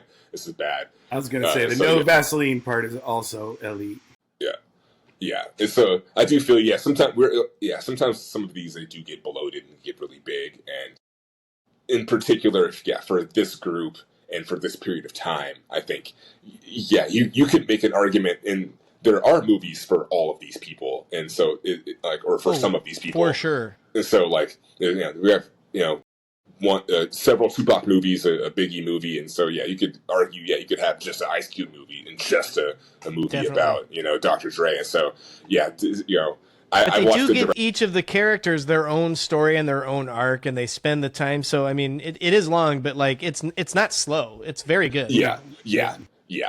It's sort of, it just has so many things that happen within it. Yeah, it can sort of feel a little bit long, but yeah, I just like, yeah. By the time it continues to kind of go on, it's like then Snoop Dogg shows up. You're like, well, this could just keep going. Like this movie could literally. Well, it's a whole. It's a whole thing. Yeah, and I think it does it. I think it benefits from not focusing on one of them and rather the ensemble. Also, as someone who isn't super into hip hop, like we're going through it's only a matter of 5 years that we're talking about, but now we're introducing, Snoop Dogg at this point, Tupac at this point. And it's like, okay, now like mentally I know, because I was young for the time, but I knew who those people were when they started coming out with records. So like, I have a little bit of a perception of where we are in the music scene, in the popular music scene anyway. I'm sure there were a bunch of hip hop references that I didn't understand. But, yeah, I mean, it does its job of like just kind of introducing it for anyone who's an outsider. Like, yeah, this is the story in like the broad strokes, and from that, like you have plenty to go off. Jack, what do you got for number 3, dude? Number 3, I got Selena. 1997. Written and directed by Gregory Nava. Starring Jennifer Lopez, Edward James Olmos, John Seda, Constance Marie, a bunch of people. Tells the story of Tejano music legend Selena Quintanilla Perez, chronicling the rise in fame and superstardom until her tragic murder. Yeah, this is a really good one. This is one I saw very young, like on TV or something, and I've like sat down earlier today and I watched the first 30 minutes of it, which is like the youth of Selena, and very much like you get a little bit of some performances, and so it basically from that 30 minutes I was like, I adore this movie. Because again, it does all of the things that I want. Because again, you have like a fantastic performance. Not to step on you, but yeah, this is such a good choice. Such a good choice. Thank you. I agree. I gotta say, this is we all, at least I judge movies on how many scenes I like. I am not cutting any scenes from this film. I think this movie. I mean, sure, there are some more on-the-nose aspects of it. It's a little... I mean, I don't know. I can't even say that many negative things about this movie at all.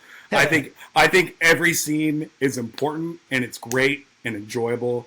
I think it's funny. I think it's beautiful. I think all the acting is absolutely incredible.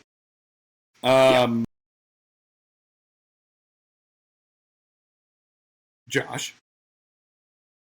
Seen it. It's. I was going to try to get through the whole conversation, hopefully without revealing that. No, it's I okay. have it on my wall over here. It's one of Becky's favorites. It's just I just haven't seen it, and I couldn't get to it this week, and I'm a little scared, and I don't want to be depressed afterwards. It's one I would say I would wait to watch it because it is. Whew, that first 30 got me. Yeah. I think I think there's been many lists or different episodes that we could have done out of this one episode, one of which being like rock biopics or music biopics. Sure. Yeah. This would be hard pressed. I don't know if I could put anything above this. I love this movie so much. I'm gonna watch it. Yeah. Yeah, we opened with her like at a sold out concert. Long list. We opened with her at a sold out concert at the Astrodome in Houston. Obviously, at the peak of her fame, somebody says something like, "We've never seen this big of crowd in the world." Then we immediately go back to 1961 to where her father is in a doo-wop group in Texas, and he can't find a place for an audience.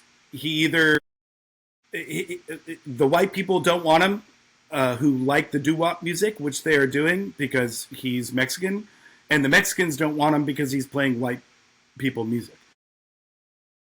Then we flash forward to him having a family in the 80s, and him discovering that Selena has a voice, and she's like, I don't know, 12. She's 9. She's 9. There you go. Yeah. And then he's like, oh, I'm going to make a family band with all of my children. And none of them know how to play music. And he tries to teach them like doo-wop music. And they're all like, oh, we like modern music, but not Mexican, American modern music or anything, like American modern music. And then he teaches them music through his old stuff, and then eventually like starts teaching Selena, who doesn't know how to speak Spanish, more Mexican music. Yeah. And so the whole film is this like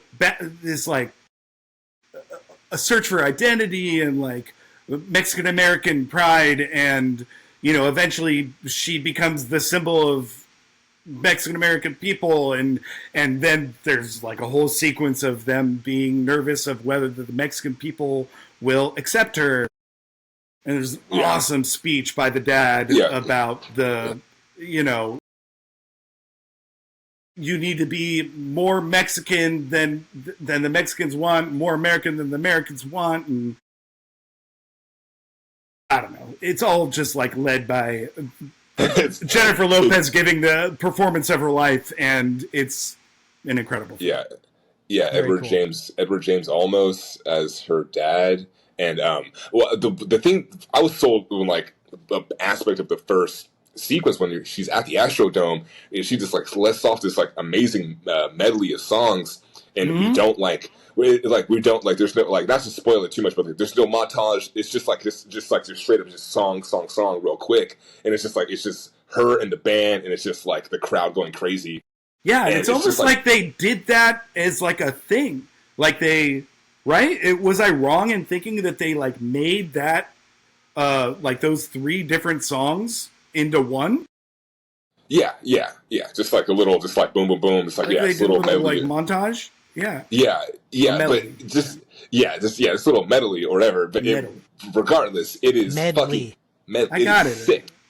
It is just super sick, and I just like it. And it's like a big scale. It's just shot in '97, and it's just like great. Yeah, it's like everyone is in that stadium for real. Jennifer Lopez is singing for real. This is all like authentic, and it just feels just different, and it hits different in terms of like I feel like I'm watching history, like not to be cheesy, but I feel like I'm like watching the history like in a real way. It's like, okay, like, I'm gonna actually, like, I'm gonna learn something, and I'm like I'm gonna feel this, like take me to that place, and it feels like authentic, and to dial it even further, it's like you go back in time, and she's like singing as a little kid, and it's like her voice is cracking, and the dad's just like, he just goes 0 to 100. It's like, oh, you're gonna we're gonna be a band, we're a family band now, like yeah, like, and they're like we don't want to play this music, and he's like shut the fuck up. He's like we're in a band right now. It's crazy. And it's great because there's this weird dynamic of like him as a young man wanting to like play music and only playing white music, and not being accepted for that. And then when he discovers his daughter, he has to teach them music based off of white music. But as soon as they learn music through that avenue, then he's like, I'm going to teach you Spanish, because he realizes that was like what he was lacking when he was like as a youth. And that all happens in the first like 30 minutes of the movie. It's brilliant. Yeah, it's incredible. Yeah. Sounds like a good one. Yes, it's really good. It's fantastic. Yeah, that's one I'm going to finish literally after this conversation's over. Good. All right, my number 3 is Tick Tick Boom, directed by Lin-Manuel Miranda. His first feature, didn't know that. Stars Andrew Garfield as Larson. What's his first name? I wrote it down. I missed it. Jonathan John Larson. Yeah. Alongside Robin DeJesus, Alexander Shipp, Joshua Henry, Judith Light, Vanessa Hudgens, a whole bunch of people. It's based on a play that Jonathan Larson wrote, a semi-autobiographical play telling of his writing of his first musical, Superbia. This is kind of confusing. So he wrote a play about himself called Tick, Tick, Boom, about the play that he was trying to write called Superbia, which never was produced and released. Correct. And then a couple years later, Larson wrote Rent and became very famous for that posthumously because he tragically died the night before Rent was released in a very surprising and tragic fashion. Really just heartbreaking. It's a very stylized movie of the and a very interpreted version of the events. Larson says everything that I wrote is true except for the stuff I made up, which I thought was funny. And this rests on the shoulders of Garfield, of Andrew Garfield. He's just fantastic in the movie. I think the musical numbers are really good. I think it's a really kind of heartbreaking and real story that Larson was famous for portraying about young people who have a lot of issues and dealing with them together in New York. Has a lot of found family themes. And it's I think it's really good, a really creative way to tell this story, and very cool that Lin-Manuel Miranda was involved and directed it. I thought. This was the first one I watched amongst the batch of these movies, and really enjoyed it. I feel like it is a little bit of an acquired taste, since it is like, this is not only is this a biopic about a musician, it's a biopic about a musical, so it's presented as a musical. And so if you don't like biopics and if you don't like musicals, then it's going to be a tough hang. Take a cigarette break right now, because this is like us. This is the most theater kid movie I have ever seen in my life. But in that way, it's really charming and it's really beautiful, because it's very earnest and very honest about like just these struggles of trying to get this stuff made. And Lin-Manuel really he bends it, and he really gets malleable with it in ways where sometimes I was like, I don't know if this is working, but he's trying something, and I give him thumbs up for trying, because like it's over the top and it's fun. I'm with you on that. It's not one of my favorite movies, and it's not even one of my favorite biopics, but it's a cool one to talk about because of the thing that Jack talked about. Choices are being made. We're doing this as stylistically. It's different, and it adheres to the spirit of, at least what I assume, because I've seen Rent, it adheres to the spirit of what Jonathan Larson is trying to do in his stories, and that they're about real people who have real problems, and juxtaposed against sort of the musical theater backdrop, which is what he's all about. So I thought that was really cool. Excuse me. Yeah, and it's a period of time too where you have like the AIDS epidemic in the background of all of the work that he's doing, and he's just like, a lot of the tragedy is being drawn from like, we are young. These are young queer people that are dying, and like he's like, my friends are dying, and this is sad, and so like this is a tragedy happening in real time. And no one's responding to it on a government or federal level. So, and also at parts in the story, Larson himself loses sight of that because he's so singularly focused on becoming successful that he loses sight of a little bit of what's important, as one of his friends is legitimately having a lot of struggles with AIDS. So it's a really interesting story in that way. Yeah, and it's also kind of poignant too, because that is like a very pertinent and that's like the whole that's the sad part of Straight Outta Compton, is like there is the AIDS epidemic that is what takes Eazy-E's life, unfortunately. And so I as I was watching that, I was like, I think it's interesting that there are like these really far distant kind of cultural things happening that are just pinpointing, like, well, it's still early 90s, the AIDS epidemic is happening, and it is slicing through all of these cultures, like, no matter what. And that's a really great point. I thought, as I was like kind of like watching all these movies and like kind of different points of history, I was like, it's one thing to kind of joke, like, oh, like there's like, Jeffrey Rush and Paul Giamatti are kind of in all these movies, but like their history is this fabric of things that are connecting one thing to another. Where it's just like, yeah, it's like you wouldn't have Straight Out of Compton if Lincoln didn't literally didn't fucking fucking end slavery. So in a weird way, where it's like these things it's all kind of connecting in a really small, tiny way in terms of like, yeah, these are small epidemics or crises that can kind of happen, or this is music that's coming out or whatever, but is there still like cultural moments where shifts are happening, and all of this art kind of blooms from it in a really interesting and beautiful and tragic way. And mental health with art and the way that unfolds is essentially a part of all of these things that aren't necessarily political. I realized that 4 of my people were assassinated, were killed. Yeah, that's wild. Yeah, 3 of them are politicians, and 1 of them is a musician, and my 5th thing is a musician as well. I had like 3 politicians, 2 musicians, 4 of them were killed, murdered. Damn, that's crazy. Yeah, that's a trip. 4 of mine died young. Anyway, we're going to take a break on that note, and we'll come back in a little bit and finish off our final 2 movies. All right. All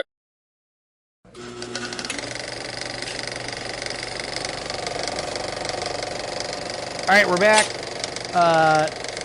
We each got 2 more movies to go. I've talked about at least somewhat my 2 movies so far, so that'll be interesting. Tommy, you're up. What's your 3rd movie? No, third. Second movie. Excuse me. Sorry. Number math. I was told there would be no math. Sure. Number 2 is funny enough. Is Piece by Piece.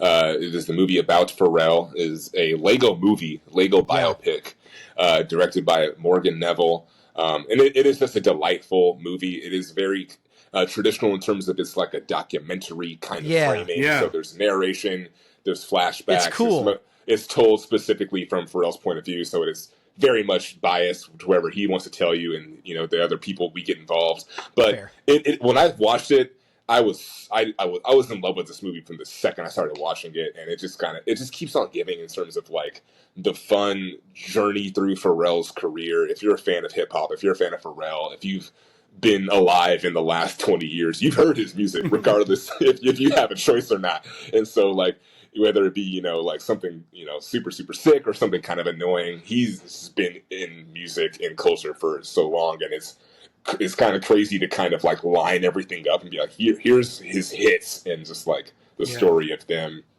And the fun of, it's a Lego movie. It's fun. It's creative. He's like giving artists beats that are like these little Lego globy bouncy things that are unique to them. And it's like, it's just like that's like as fun as it gets for me. Yeah. This falls under the, we made some choices category. Yeah. Yes. Yeah. Absolutely. Yeah. Can I say, Thomas, you broke my Lego boycott. I was wondering if this was going to happen. Wow. I have never seen a Lego movie before. I don't really approve of them. I think they're not bad. Of course they're not bad, but they're money grabs, and they're like, what are we doing right now? This wasn't a money grab because I don't think a lot of people knew that it ever happened. And I respect the story behind choosing to do it as a Lego movie, and I'm happy with it. And I think it was like I didn't know I didn't know a good amount. You're right. It was like very much of a documentary, except it was a documentary with parts that acted out certain things, which I liked. And it was an interesting, extremely amalgamation of everything. Yeah. It was sorry, Jack. I interrupted you. No, you're good. It was like, I didn't like once we like maybe 10 minutes into the movie, they start doing the what's the word? It's called a talking head.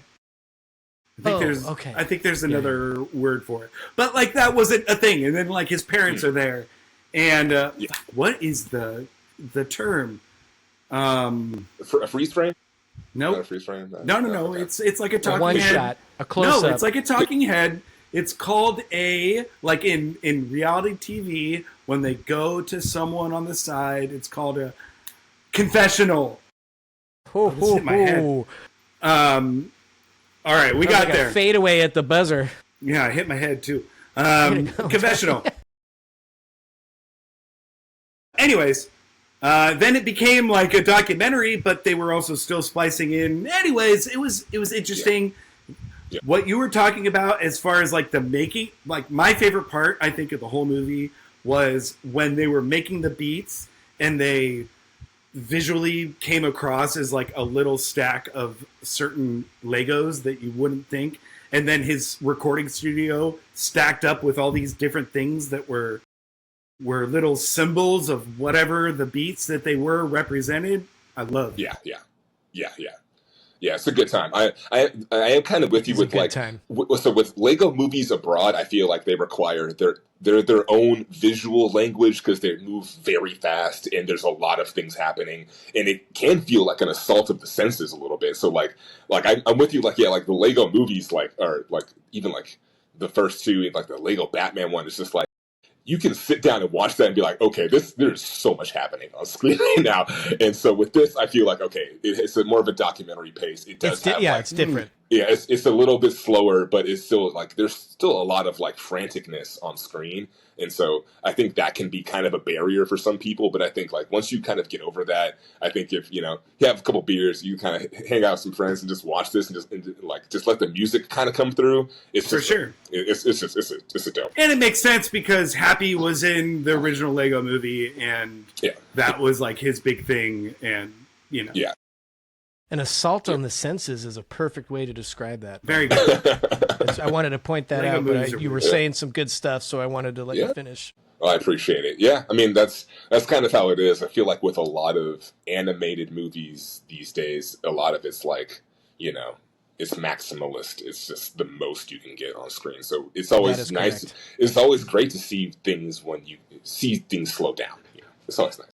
That's why we bring T onto this podcast. Appreciate Slow it. us down. Appreciate it. As I talk way too fast. Things like, no. Jack, what's your number 2 movie? Oh, shoot. My number 2 movie. Or I could tell you what it is. Yeah, my number 2 movie is Milk. Yeah. 2008 film directed by Gus Van Sant, written by Dustin Lance Black, who also won the best original screenplay that year. I don't know how that works. I think it was original. I'm always confused because it's like original, but like this person existed. How is that original? But I guess it's not based on another piece of writing. Yeah. Or whatever. I actually don't know which one it was. Do you? I don't know if I buy it. I don't. All right. Well, it stars Sean Penn, Josh Brolin, James Franco, Emil Hirsch, Diego Luna. It tells the story of the gay activist and politician Harvey Milk. Starts off with his move from New York to San Francisco, and then goes over his development of the gay community in the Castro district of San Francisco. I mean, there was already a large gay community there, but not in the Castro specifically. The Castro and he gave eventually gave them a political voice and yeah, correct. I'm sorry, I interrupted you again. No, you're good. The Castro was a working class district at the time, and he came in and wanted to, like as you said, give a voice to young gay people specifically, and very much push towards people coming out of the closet. That was like his platform, which was controversial at the time because of how dangerous that was. Yeah, they experienced a lot of discrimination. This movie was very formative to me as far as it came out in 2008. I was probably a junior or senior in high school. And the filmmaking of it kind of blew my mind.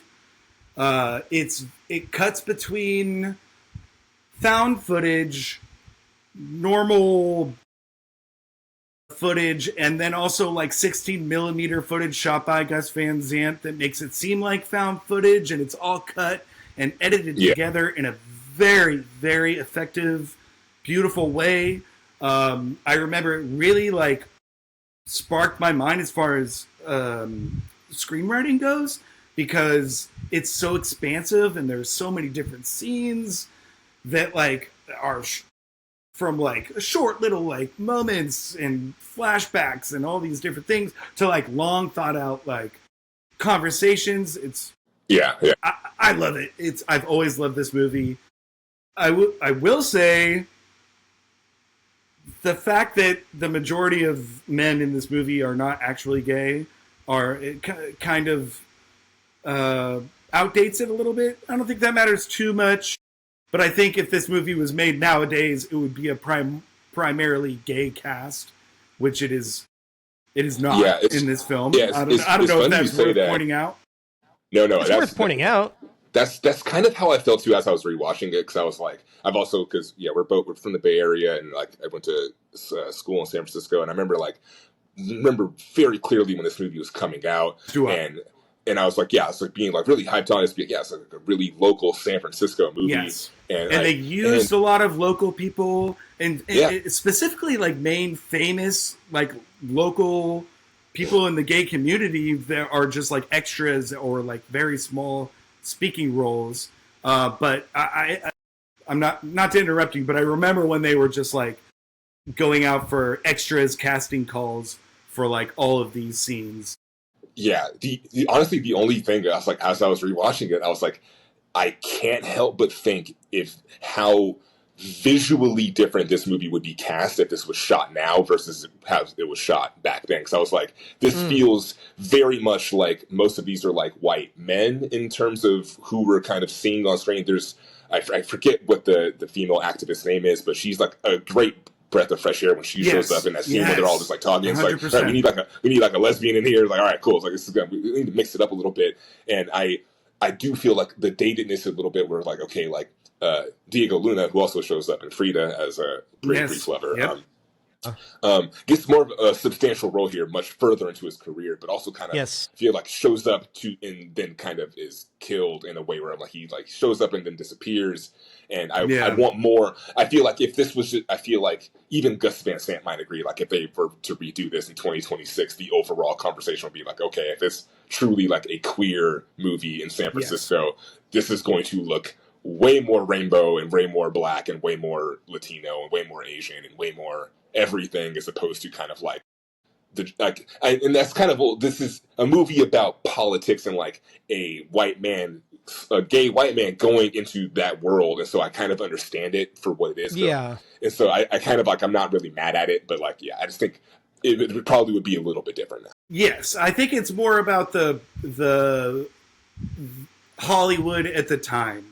Definitely. Like at the time, I don't think anybody's something they're still dealing with. Batting an eye. I think at the time it was like very much accepted, and we were all like, "Thank you for doing this." Now we look back and it's like James Franco and Emile Hirsch and Diego Luna. And we're like, okay, these are all just like a bunch of straight white dudes. We could have done sure. Yeah, but I will say, and I don't know, this isn't controversial necessarily, is that Sean Penn is amazing in this movie and won an Academy Award. So while, yes, I totally agree, he's just incredible. He's incredible. And I don't think that would be, I don't think that would be changed necessarily. Yeah. But maybe like the supporting and... Maybe, I don't know. I don't know. I think Sean Penn is, like you said, gives the... it's one of his career-defining. He's fantastic. Yeah, he's absolutely unreal. And if you're like even slightly familiar with Harvey Milk and just like the cadence of his voice, he melted into that role. And to kind of piggyback on the visuals of it, it's just shot so dreamily. It makes San Francisco look so beautiful, and just like it's just all just like this very just like lofty, like delicately shot. Every time you're in City Hall, it's like this is I'm gonna say it right now. I'm going to say it right now. Let's think about it. Greatest San Francisco movie ever made? Whoa. Okay. That's a hot take. Most important San Francisco movie ever made? Maybe. What are you going to say, Josh? Fucking Zodiac, dude. It's one of my favorite movies. That's the knee-jerk reaction. It's like Zodiac is... But really? also, like, I don't know. But Milk also feels... So I married an axe murderer? No. I, I don't. Mrs. I hate the call. Mrs. Doubtfire. Mrs. No, Doubtfire. Milk is great. I put Mrs. I'd have to- Doubtfire over. So I married an axe murderer. I don't think I would, but I get it. You know, I get it. 2017 Godzilla. Oh, whoa. Hey. Okay. This is we've been thinking about how to do a Bay Area movie thing lately, so maybe we should table this for a little discussion later. Although No, I think Milk to... might be the most. I think Milk might do it. San Francisco specifically and important were key words to say there. I remember when they very important movie. They literally shut down the whole entire Castro and turned it into a 1970s Castro for like 2 weeks. It was a big thing. I feel like a lot of the stores kept the signs too. I could be wrong about that. I just remember them coming in. Maybe I'm wrong. Cleaning Maybe up I read shop that somewhere else. Making it exactly how it was in the 1970s. It's a great movie, and I don't mean to. I mean, important is the word you used, and I don't know that Zodiac is more important than Milk. I like it more, but Zodiac is for sure more of a film bro movie and more of like, it's like Jake Gyllenhaal is one of my favorite actors, and I love watching him go insane on screen. It's one of my favorite things to do is watch Jake Gyllenhaal just go crazy. You got a lot of options. Yeah, you got a lot of options there. Friggin' Ambulance. That's a gift that keeps on. I haven't seen Ambulance. I haven't seen Ambulance. Yeah, 10 out of 10. Michael Bay. 10 out of 10. Oh, they're flipping real cars over, baby. Ambulance emergency pod coming soon. Milk's great. Yes. All right, my number 2 movie is something it's a very small movie. Not a lot of people have seen it or heard of it. It's called Lawrence of Arabia. This is one of the greatest movies ever made. Full stop. Directed by David Lean. Stars Peter O'Toole, Alec Guinness, Omar Sharif, Anthony Quinn, Jack Hawkins, Anthony Quayle, Claude Rains, my guy, and many others.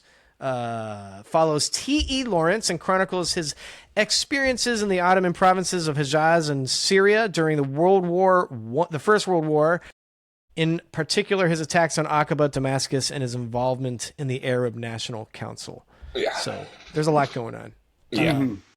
Lawrence of Arabia is good. Rightfully Looks great. so. Yeah, it's really good. It's a good movie. I don't know if you guys have seen it. It's a good. No, I have. I didn't watch it this week, but I watched it recently. I was being a little facetious there. I feel like most people have seen it.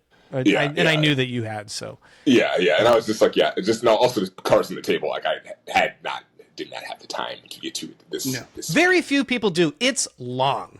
It's like it's almost 4 hours. So I don't blame you for not revisiting this one. Yeah. It's also one of those movies that like I don't feel like it's an earned long. Huh? It's an earned long. It's earned long. Yeah. It's earned. It's a good payoff, which I was saying. Yeah. I was going to say that I feel like this is a movie that people remember how they felt about it and might not remember all the specific things that happened, and that's fine because that's a good point. You're getting huge, sweeping vistas juxtaposed against these small, tiny figures that are crawling across the desert, and yet also you're getting really good, intimate, quiet scenes within the tents or within these war rooms or wherever that are really good intimate moments and that develop great character and have great acting and are super well written. But it's like you also remember these crazy action sequences. Train sequence. I mean, like it's... where the train sequence where they're crossing the desert and he has to go back and get the guy. And I mean, there's just like some of the greatest scenes of all time. The music is iconic. It's just fabulous. Great Peter O'Toole performance. Deals with themes of loyalty and identity and violence. And, Lawrence is constantly struggling with becoming the thing that he is fighting against in the beginning. As far as biographies go, it's just like you see this man go through like 4 different phases of his life. Yeah. The one thing that's like, there's several things in that movie that are sort of like seared in my mind. But the one where it's like, he like when he goes to the desert, it's like he physically he turns his head and he phase into it. Correct? That's not what happens. Like it's like yeah, it's like his face juxtaposed with just the vastness of the desert, and then Yeah. by the time it's over, yeah, him just completely wrapped up and just like Yes. just burnt. It's just like, yeah, he's just like, Yeah. like it's a in terms of like a biopic, yeah, it's like we get a large swath of time and a true transformation within it. Whereas like, yeah, True transformation, because Yeah. he goes dark, and it's Yeah. not necessarily, he's not absolved of said darkness. It's, Yeah. he like leans into it for a while. yeah, It's really, really great. It's one of the true. best movies ever for a reason. Yeah, like a legit like classic where they don't really make movies like that anymore, and yeah, I wrote it's a masterpiece among masterpieces. It's fantastic. It's also Looks very great long. on 4K. Can't wait to, I want to watch it in the theater on the big Yeah. screen. So there you go. That's my number 2. Jack? No, I'm sorry. Tommy, what's your number 1? Ray Hell yeah, Charles, this movie, yeah, Jesus, I remember this so vividly, seeing this in theaters with my parents back in the day. I was like, I guess it was 13 when this came out, and yeah, just like a cultural juggernaut, Yeah. a true case of like someone being born for a role and just embodying it entirely. Yes. Getting the Oscar, getting the trophy at the end of it, and being like, yeah, we all agree this is the best performance of the year. And also a weird cultural placement as well within like Black culture, where like you have you have Jamie Foxx singing as Ray Charles on a Kanye West song Yes. for Gold Digger, which is like this weird. I didn't think about that. Yeah, this weird like in where- character, I heard- kind of in the music video, if I remember. Yes. In character in the music video. I heard this song on the radio like a few weeks ago, and I was just like, it's so crazy that this song has stuck around. And then like when you watch this movie, you totally forget. Like, Jamie Foxx was just fully Ray Charles to the point where he was just like Ray Charles on a Kanye West song. Right, and it Yeah. also wasn't part of the soundtrack, right?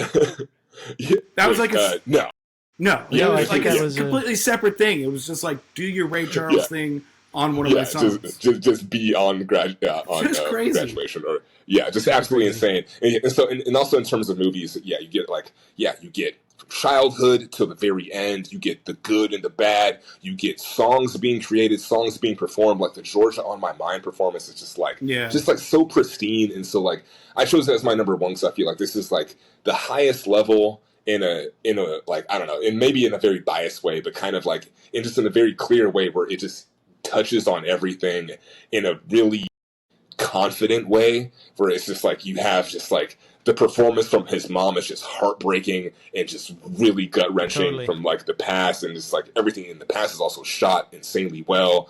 And just him just rising through the music industry and just being a monster, and just like kind of like being not a monster, but just being like a complicated, troubled figure.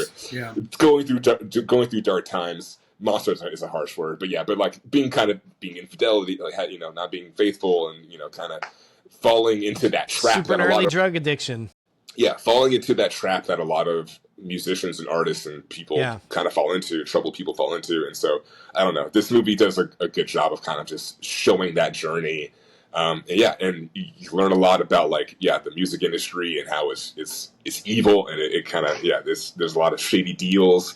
You can get hooked on the bad stuff real quick, and it's you can be at the top and still fall, and so I think this movie is just, when I think about biopics, this is one which is like very much like, this is one where I could very much put this on and show this to someone and be like, this is the definition of like what a biopic can do at the highest level, right? When it's doing everything right. Yeah, and This was it also like is a testament to its importance based off of like spoofs or things that have been done after it. You know what I mean? Absolutely. In a not insulting way, it's like, wow, this like defined the genre a little bit. I mean, yeah.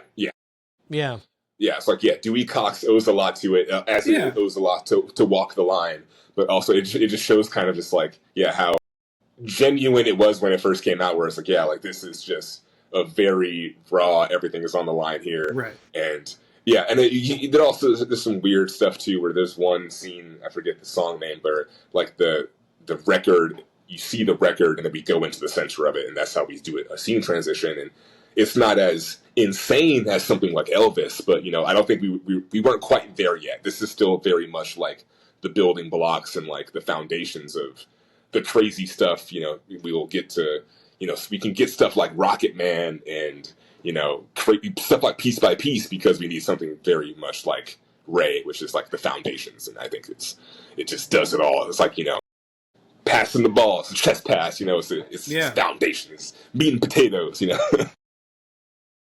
Ray was the first movie my wife and I saw together. Oh, when wow. we were dating. Yep. First date movie. Well, we owe a lot to Ray. Yeah, I certainly do. Jack, what's your number one movie? My number one movie is Malcolm X. Came out in 1992, directed by Spike Lee, written by Arnold Pearl and Spike Lee, starring Denzel Washington, Angela Bassett, Albert Hall, Al Freeman Jr., Delroy Lindo. Tells the story, the whole life story of Malcolm X. Yeah.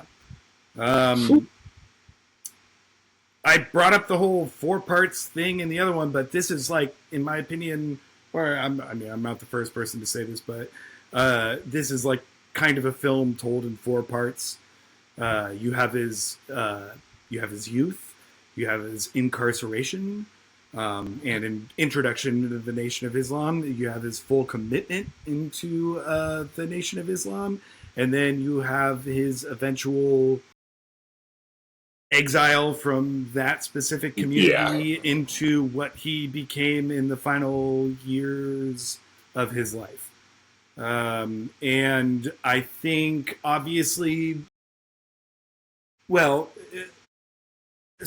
Spike Lee's creation and direction of this movie is obviously one of the most important things, but I think Denzel Washington's performance is the most crucial thing in this whole movie. I think it's one of the greatest performances in ever. Yeah, agreed. It's kind of made for the role, and Angela Bassett is incredible in it as well. Everybody is, as what I said earlier in a biography should be, in a biopic should be, is all the acting should be on point, which it is. But Denzel Washington, as far as like seeing a person change throughout the course of his life, the beginning part of as far as learning things, like I said, is one of the most important things about a biopic that I need. The first portion of his life, I did not know that much before seeing this film. It's portrayed brilliantly, and it's exciting, and it's interesting, and then he goes into prison, and it's just like, God, like, it's crazy what this man went through and became, and... I think about this movie quite a bit, because I read the autobiography, like, within the last, 5 years of my life. Like, it was something, relatively recent, and it just completely changed everything. I was like, this is one of the greatest books ever. It's, easily, a must-read. Yeah. The movie is, very entertaining to a point where this is, Spike Lee's magnum opus. This is the best thing, I think. Yeah. This and Do the Right Thing are kind of, neck and neck. Right. But yeah. They're two very different films, but right there. Yeah, two very different movies, but Malcolm X has this, this is a black man in history that experienced things that he just went from, you can argue, the lowest of the lows to, this celestial kind of high to where, he's just, friends with Muhammad Ali and just, walking around the earth with, an army behind, it's just insane to kind of, to see that transformation, within the midst of, it is just very militant, very pro-black, very much there is, we're not hedging anything. We're not taking, we're not, it is to the point where it is very extreme, where a lot of these ideas are very, very challenging, and to the point where it's this is arguably the most important movie and most important story amongst all of these. in like Yes. and I would maybe even argue maybe the best movie out of all of these in terms of like when you're sitting down and watching it, like Not a bad think so. argument. you say it's broken into four pieces. Where like I was like, yeah, it's kind of I do agree with the four pieces, but like it was more split in half to me. Where it's like the first half of this is like a black gangster film, like a very atypical kind of like black gangster film, and then it flips into now it's like this is one of the most important like one of the most important figures in history, and like that switch is just like jarring, and it's just like it is Yeah. just so it's confrontational in the way where it's like, yeah, it's supposed to be, because like this is how we change the world. We have to like we got to make some big changes. You can't be small, and so Malcolm X is as big as you get in terms of like radical black change. Yeah, Yes. it's incredible, and he's great. And seeing him go from the militant side, I mean, he was always relatively militant, but seeing him go from staunch militants and then being betrayed by his people in the like that whole transition, and then realizing that it didn't need to be so militant and angry. And coming out of it, and then the whole paranoia. Well, he makes that trip to Mecca, the pilgrimage to Mecca, when he too. goes to Mecca. Yeah. And then just like the tragedy of like the last months of his life, just going through absolute paranoia with his family. Yeah. And being like tracked by maybe the Nation of Islam and CIA. They never really make it totally clear. They insinuate that it's the CIA helping the Nation of Islam, which has long been rumored. One thing that I noticed and liked, I should really say that Becky, my wife, noticed and liked the last time we were watching it, which was a couple nights ago, was that in the beginning, when he's sort of in his lost in the darkness phase and he's doing a lot of drugs and he's getting up to a lot of crime, that's when Spike Lee's doing his most flexing and the craziest editing and do his most stylized directing. And then once he sort of finds his pillar in the Nation of Islam, the filmmaking becomes much more regimented and like intentional. Well, that's not the right word, but much more maybe traditional, straightforward, but and still very well executed. But the style changes partway through the movie as Malcolm X himself finds more discipline. Discipline's probably the better way to put that. But I would say that was really interesting. It also, in the last maybe third of the movie, it kind of comes back. I mean, he does his classic floating person towards the camera. In the last scene of the movie, and the whole assassination scene as Malcolm X's own mind starts expanding on different possibilities, he comes back to it. Yeah, I was gonna say. Yeah, like Spike's like his big visual things are always like the symmetry of like center straight on, and then like the rapid cutting of like just the, which I kind of like akin to like just AAVE, or just like just like the speed of just like black speaking, just like it's kind of like it's very rhythmic, for lack of better words. And so when Malcolm X is talking, or when he's confronting the pastor inside the prison church, and he's just like saying like, oh, like all the images of Christ are white, and you're getting images of it, like and that's like the editing of here, like we're going to show you the thought process, boom, and boom, like boom, boom. It like I think like he kind of with this movie specifically, I feel like he really they all kind of like collectively honed in on like making sure those visual things were like so poignant. And like one of my favorite shots is the like you go to his mother in the like the mental health asylum or whatever, and he's just like curled up like in a ball in the corner, like in his full suit, and he's just like a little scared kid, and it's just like like that's like those last bits of that before the full transformation. And and he gets abstract with it like that. But also at the end, it becomes very much like a political thriller. And definitely you have all of the scenes inside the hotel. Like there's the shot where they like pan over and they like go into the mirror. And then when you go into the mirror, you see the bottom of the lamp, and there's like a little Yes, yeah, yeah, what do you even call it? Microphone that's like placed on the bottom of the lamp, but it's like after like I don't know. It's just like he's cooking. yeah, dude. yeah.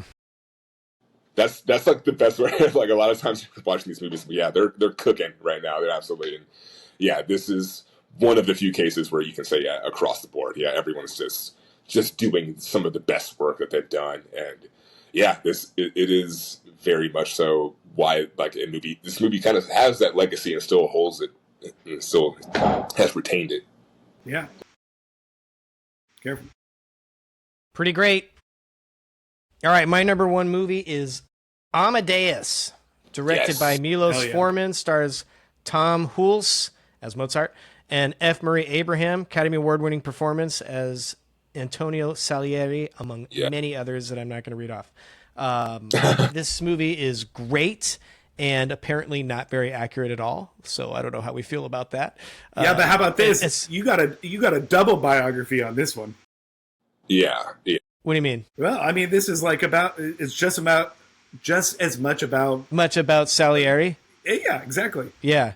Well, those are the parts that aren't super accurate. Oh, okay. See, I think, but that's what honestly, that's what kind of makes this movie legendary, because it is like the one biopic that's like told from this perspective of a hater, and it's just like, that's gonna find out. Yeah, and this is like, like this dude, like he has so much hate towards this person that like it's apparently not true. It is the really but even so, it's so like it's a biased kind of take. Where it's like, well, what if this person in the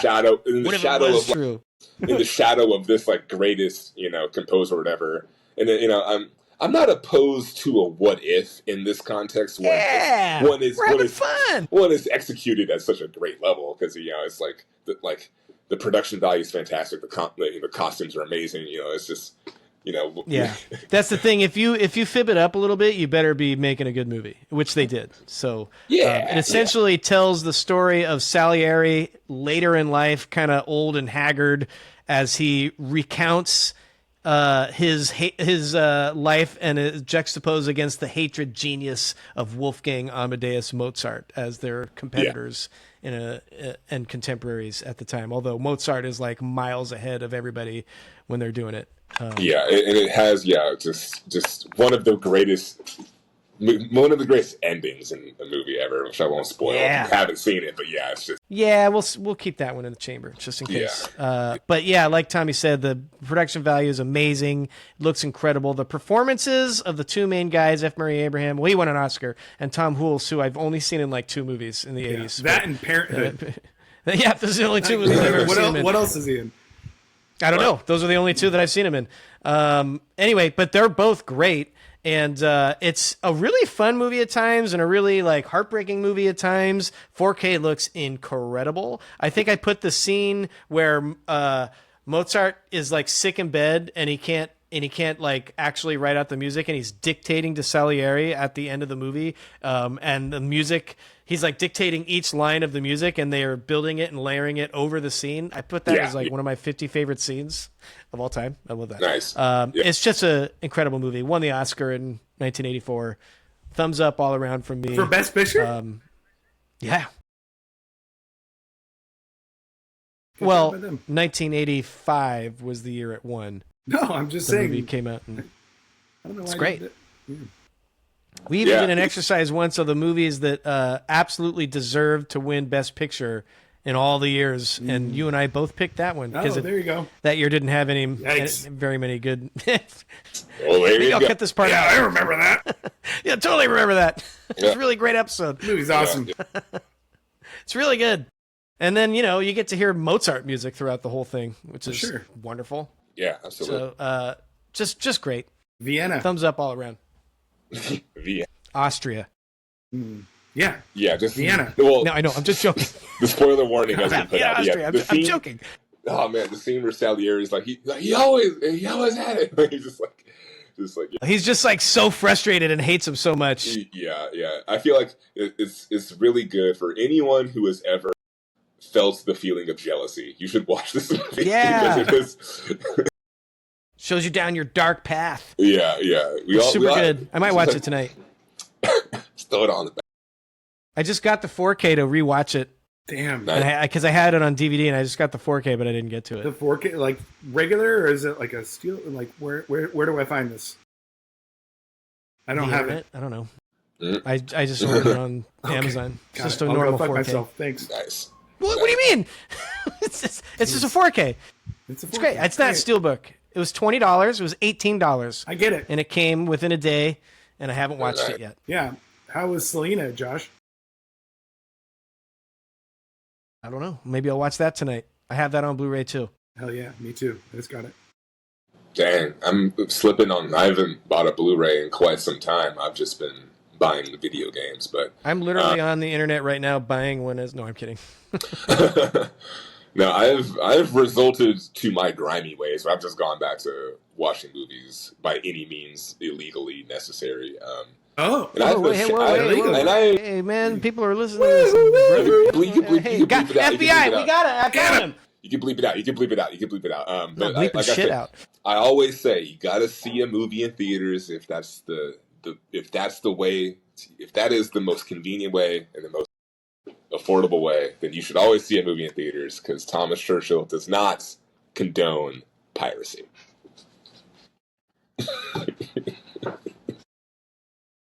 Thought you were making a serious theater pledge there, and I was I getting think really he was excited. kind of. I don't know. I couldn't tell what was going on. I'm a big. They call him big champion. Captain Thomas. Like I say, I'm in Los Angeles right now. I'm enjoying living down here and going to the Burbank movie theater. It's a really fun movie theater. Now they're really It's got going a to know Batman- where you are. I hear they're opening the ArcLight again. There's a Batman statue outside of that theater. It's really cool. Holy Yeah, shit. that too. I've just been going crazy. I saw Spider-Man. I enjoyed it. Cried like a baby. It was a good time. Yeah. Okay. No spoilers. And listen, I'm not gonna spoil. Like I said, I already spoiled enough with the list tonight. I didn't mean to spoil. No, all the list other as we movies were we going talked through about it. are like 90 million years old. You can spoil right. any of that. No, I mean as we were going through it, as we were. I didn't mean to. Ray don't Charles spoil the was pod, dude. addicted to heroin. No, I know. I just What? But if we do a 5 count, I won't spoil your choices next time. I won't like. Oh, I did that Got it. multiple times. no, that was great. yeah, It's good content. But Lincoln also was assassinated, so spoilers. They all were. too. Malcolm X. I got Malcolm X, It's like- Milk, Selena, and Lincoln Yeah. all on my list. Damn. That's fucking a dark. All that's a those people got crazy- shot. That's a crazy list. Or stabbed. Yeah, that's heavy. Also, yeah, Ray Charles kicking heroin cold turkey is like Oh, iconic. that's insane. That might be the most gangster thing. a crazy ever. scene. That's like, I remember seeing that as a kid. I was like, is that even possible? Like, can you do that? Like, I guess you can. I remember Just thinking, lock me like, down, man. what is it like being blind and being completely addicted to drugs? Dude, Yeah, that's man. It's Don't just want like, to find out. he's one of a kind. He certainly is that. Tommy, thanks for joining us, man. This was a Yeah. fun episode. Yeah. Had a lot of Tommy's back on had a good soon. time. Yeah. Jack, Like I- thank you too. Of course. Who's Thank you, calling Josh. me? All Yeah, I was right. gonna say. All right. Well, it's been fun. Thank you, everyone, for listening. Don't know what we have planned for next week because we got a couple recorded. But we will see you in the next one. And Tommy, thanks again for jumping on. Yeah, absolutely. And we'll have you on again soon. And Yeah, check out Thomas's new album. Yeah, Thug Al Apatow. Patron? Al Patron, Thug Apatow 6 biopic is coming soon. I don't know when, sometime in September. And I'll leave you with this. I remember when me and Max, we watched Catch Me If You Can together, and he was like, how is this a biopic? I do not understand this movie being a biopic. So I'll leave you with Also that, not Jack. accurate, apparently. Also not accurate. But Well, yeah, glad it that's didn't fun. make our list. Max, Good movie. Max Burwell? Yes, yeah, we watched that together, and he was like, "How is this a biopic? Like, what? Like, there's nothing about this man. We learned nothing about this man." And I was like, "I'm not arguing with that. Like, we don't know anything about this dude." Dude, that's the homie. Tell him to check out our podcast. / I want to Yeah. hang out with him. I miss him. Absolutely. I will let him know. I saw him not too long ago, a few weeks ago. All right. I'll pass the word along. Thank you, Thomas. Podcast shout out. Yeah, absolutely. Good ass time. Hey. Thanks, everybody. Yeah. Peace. Peace out.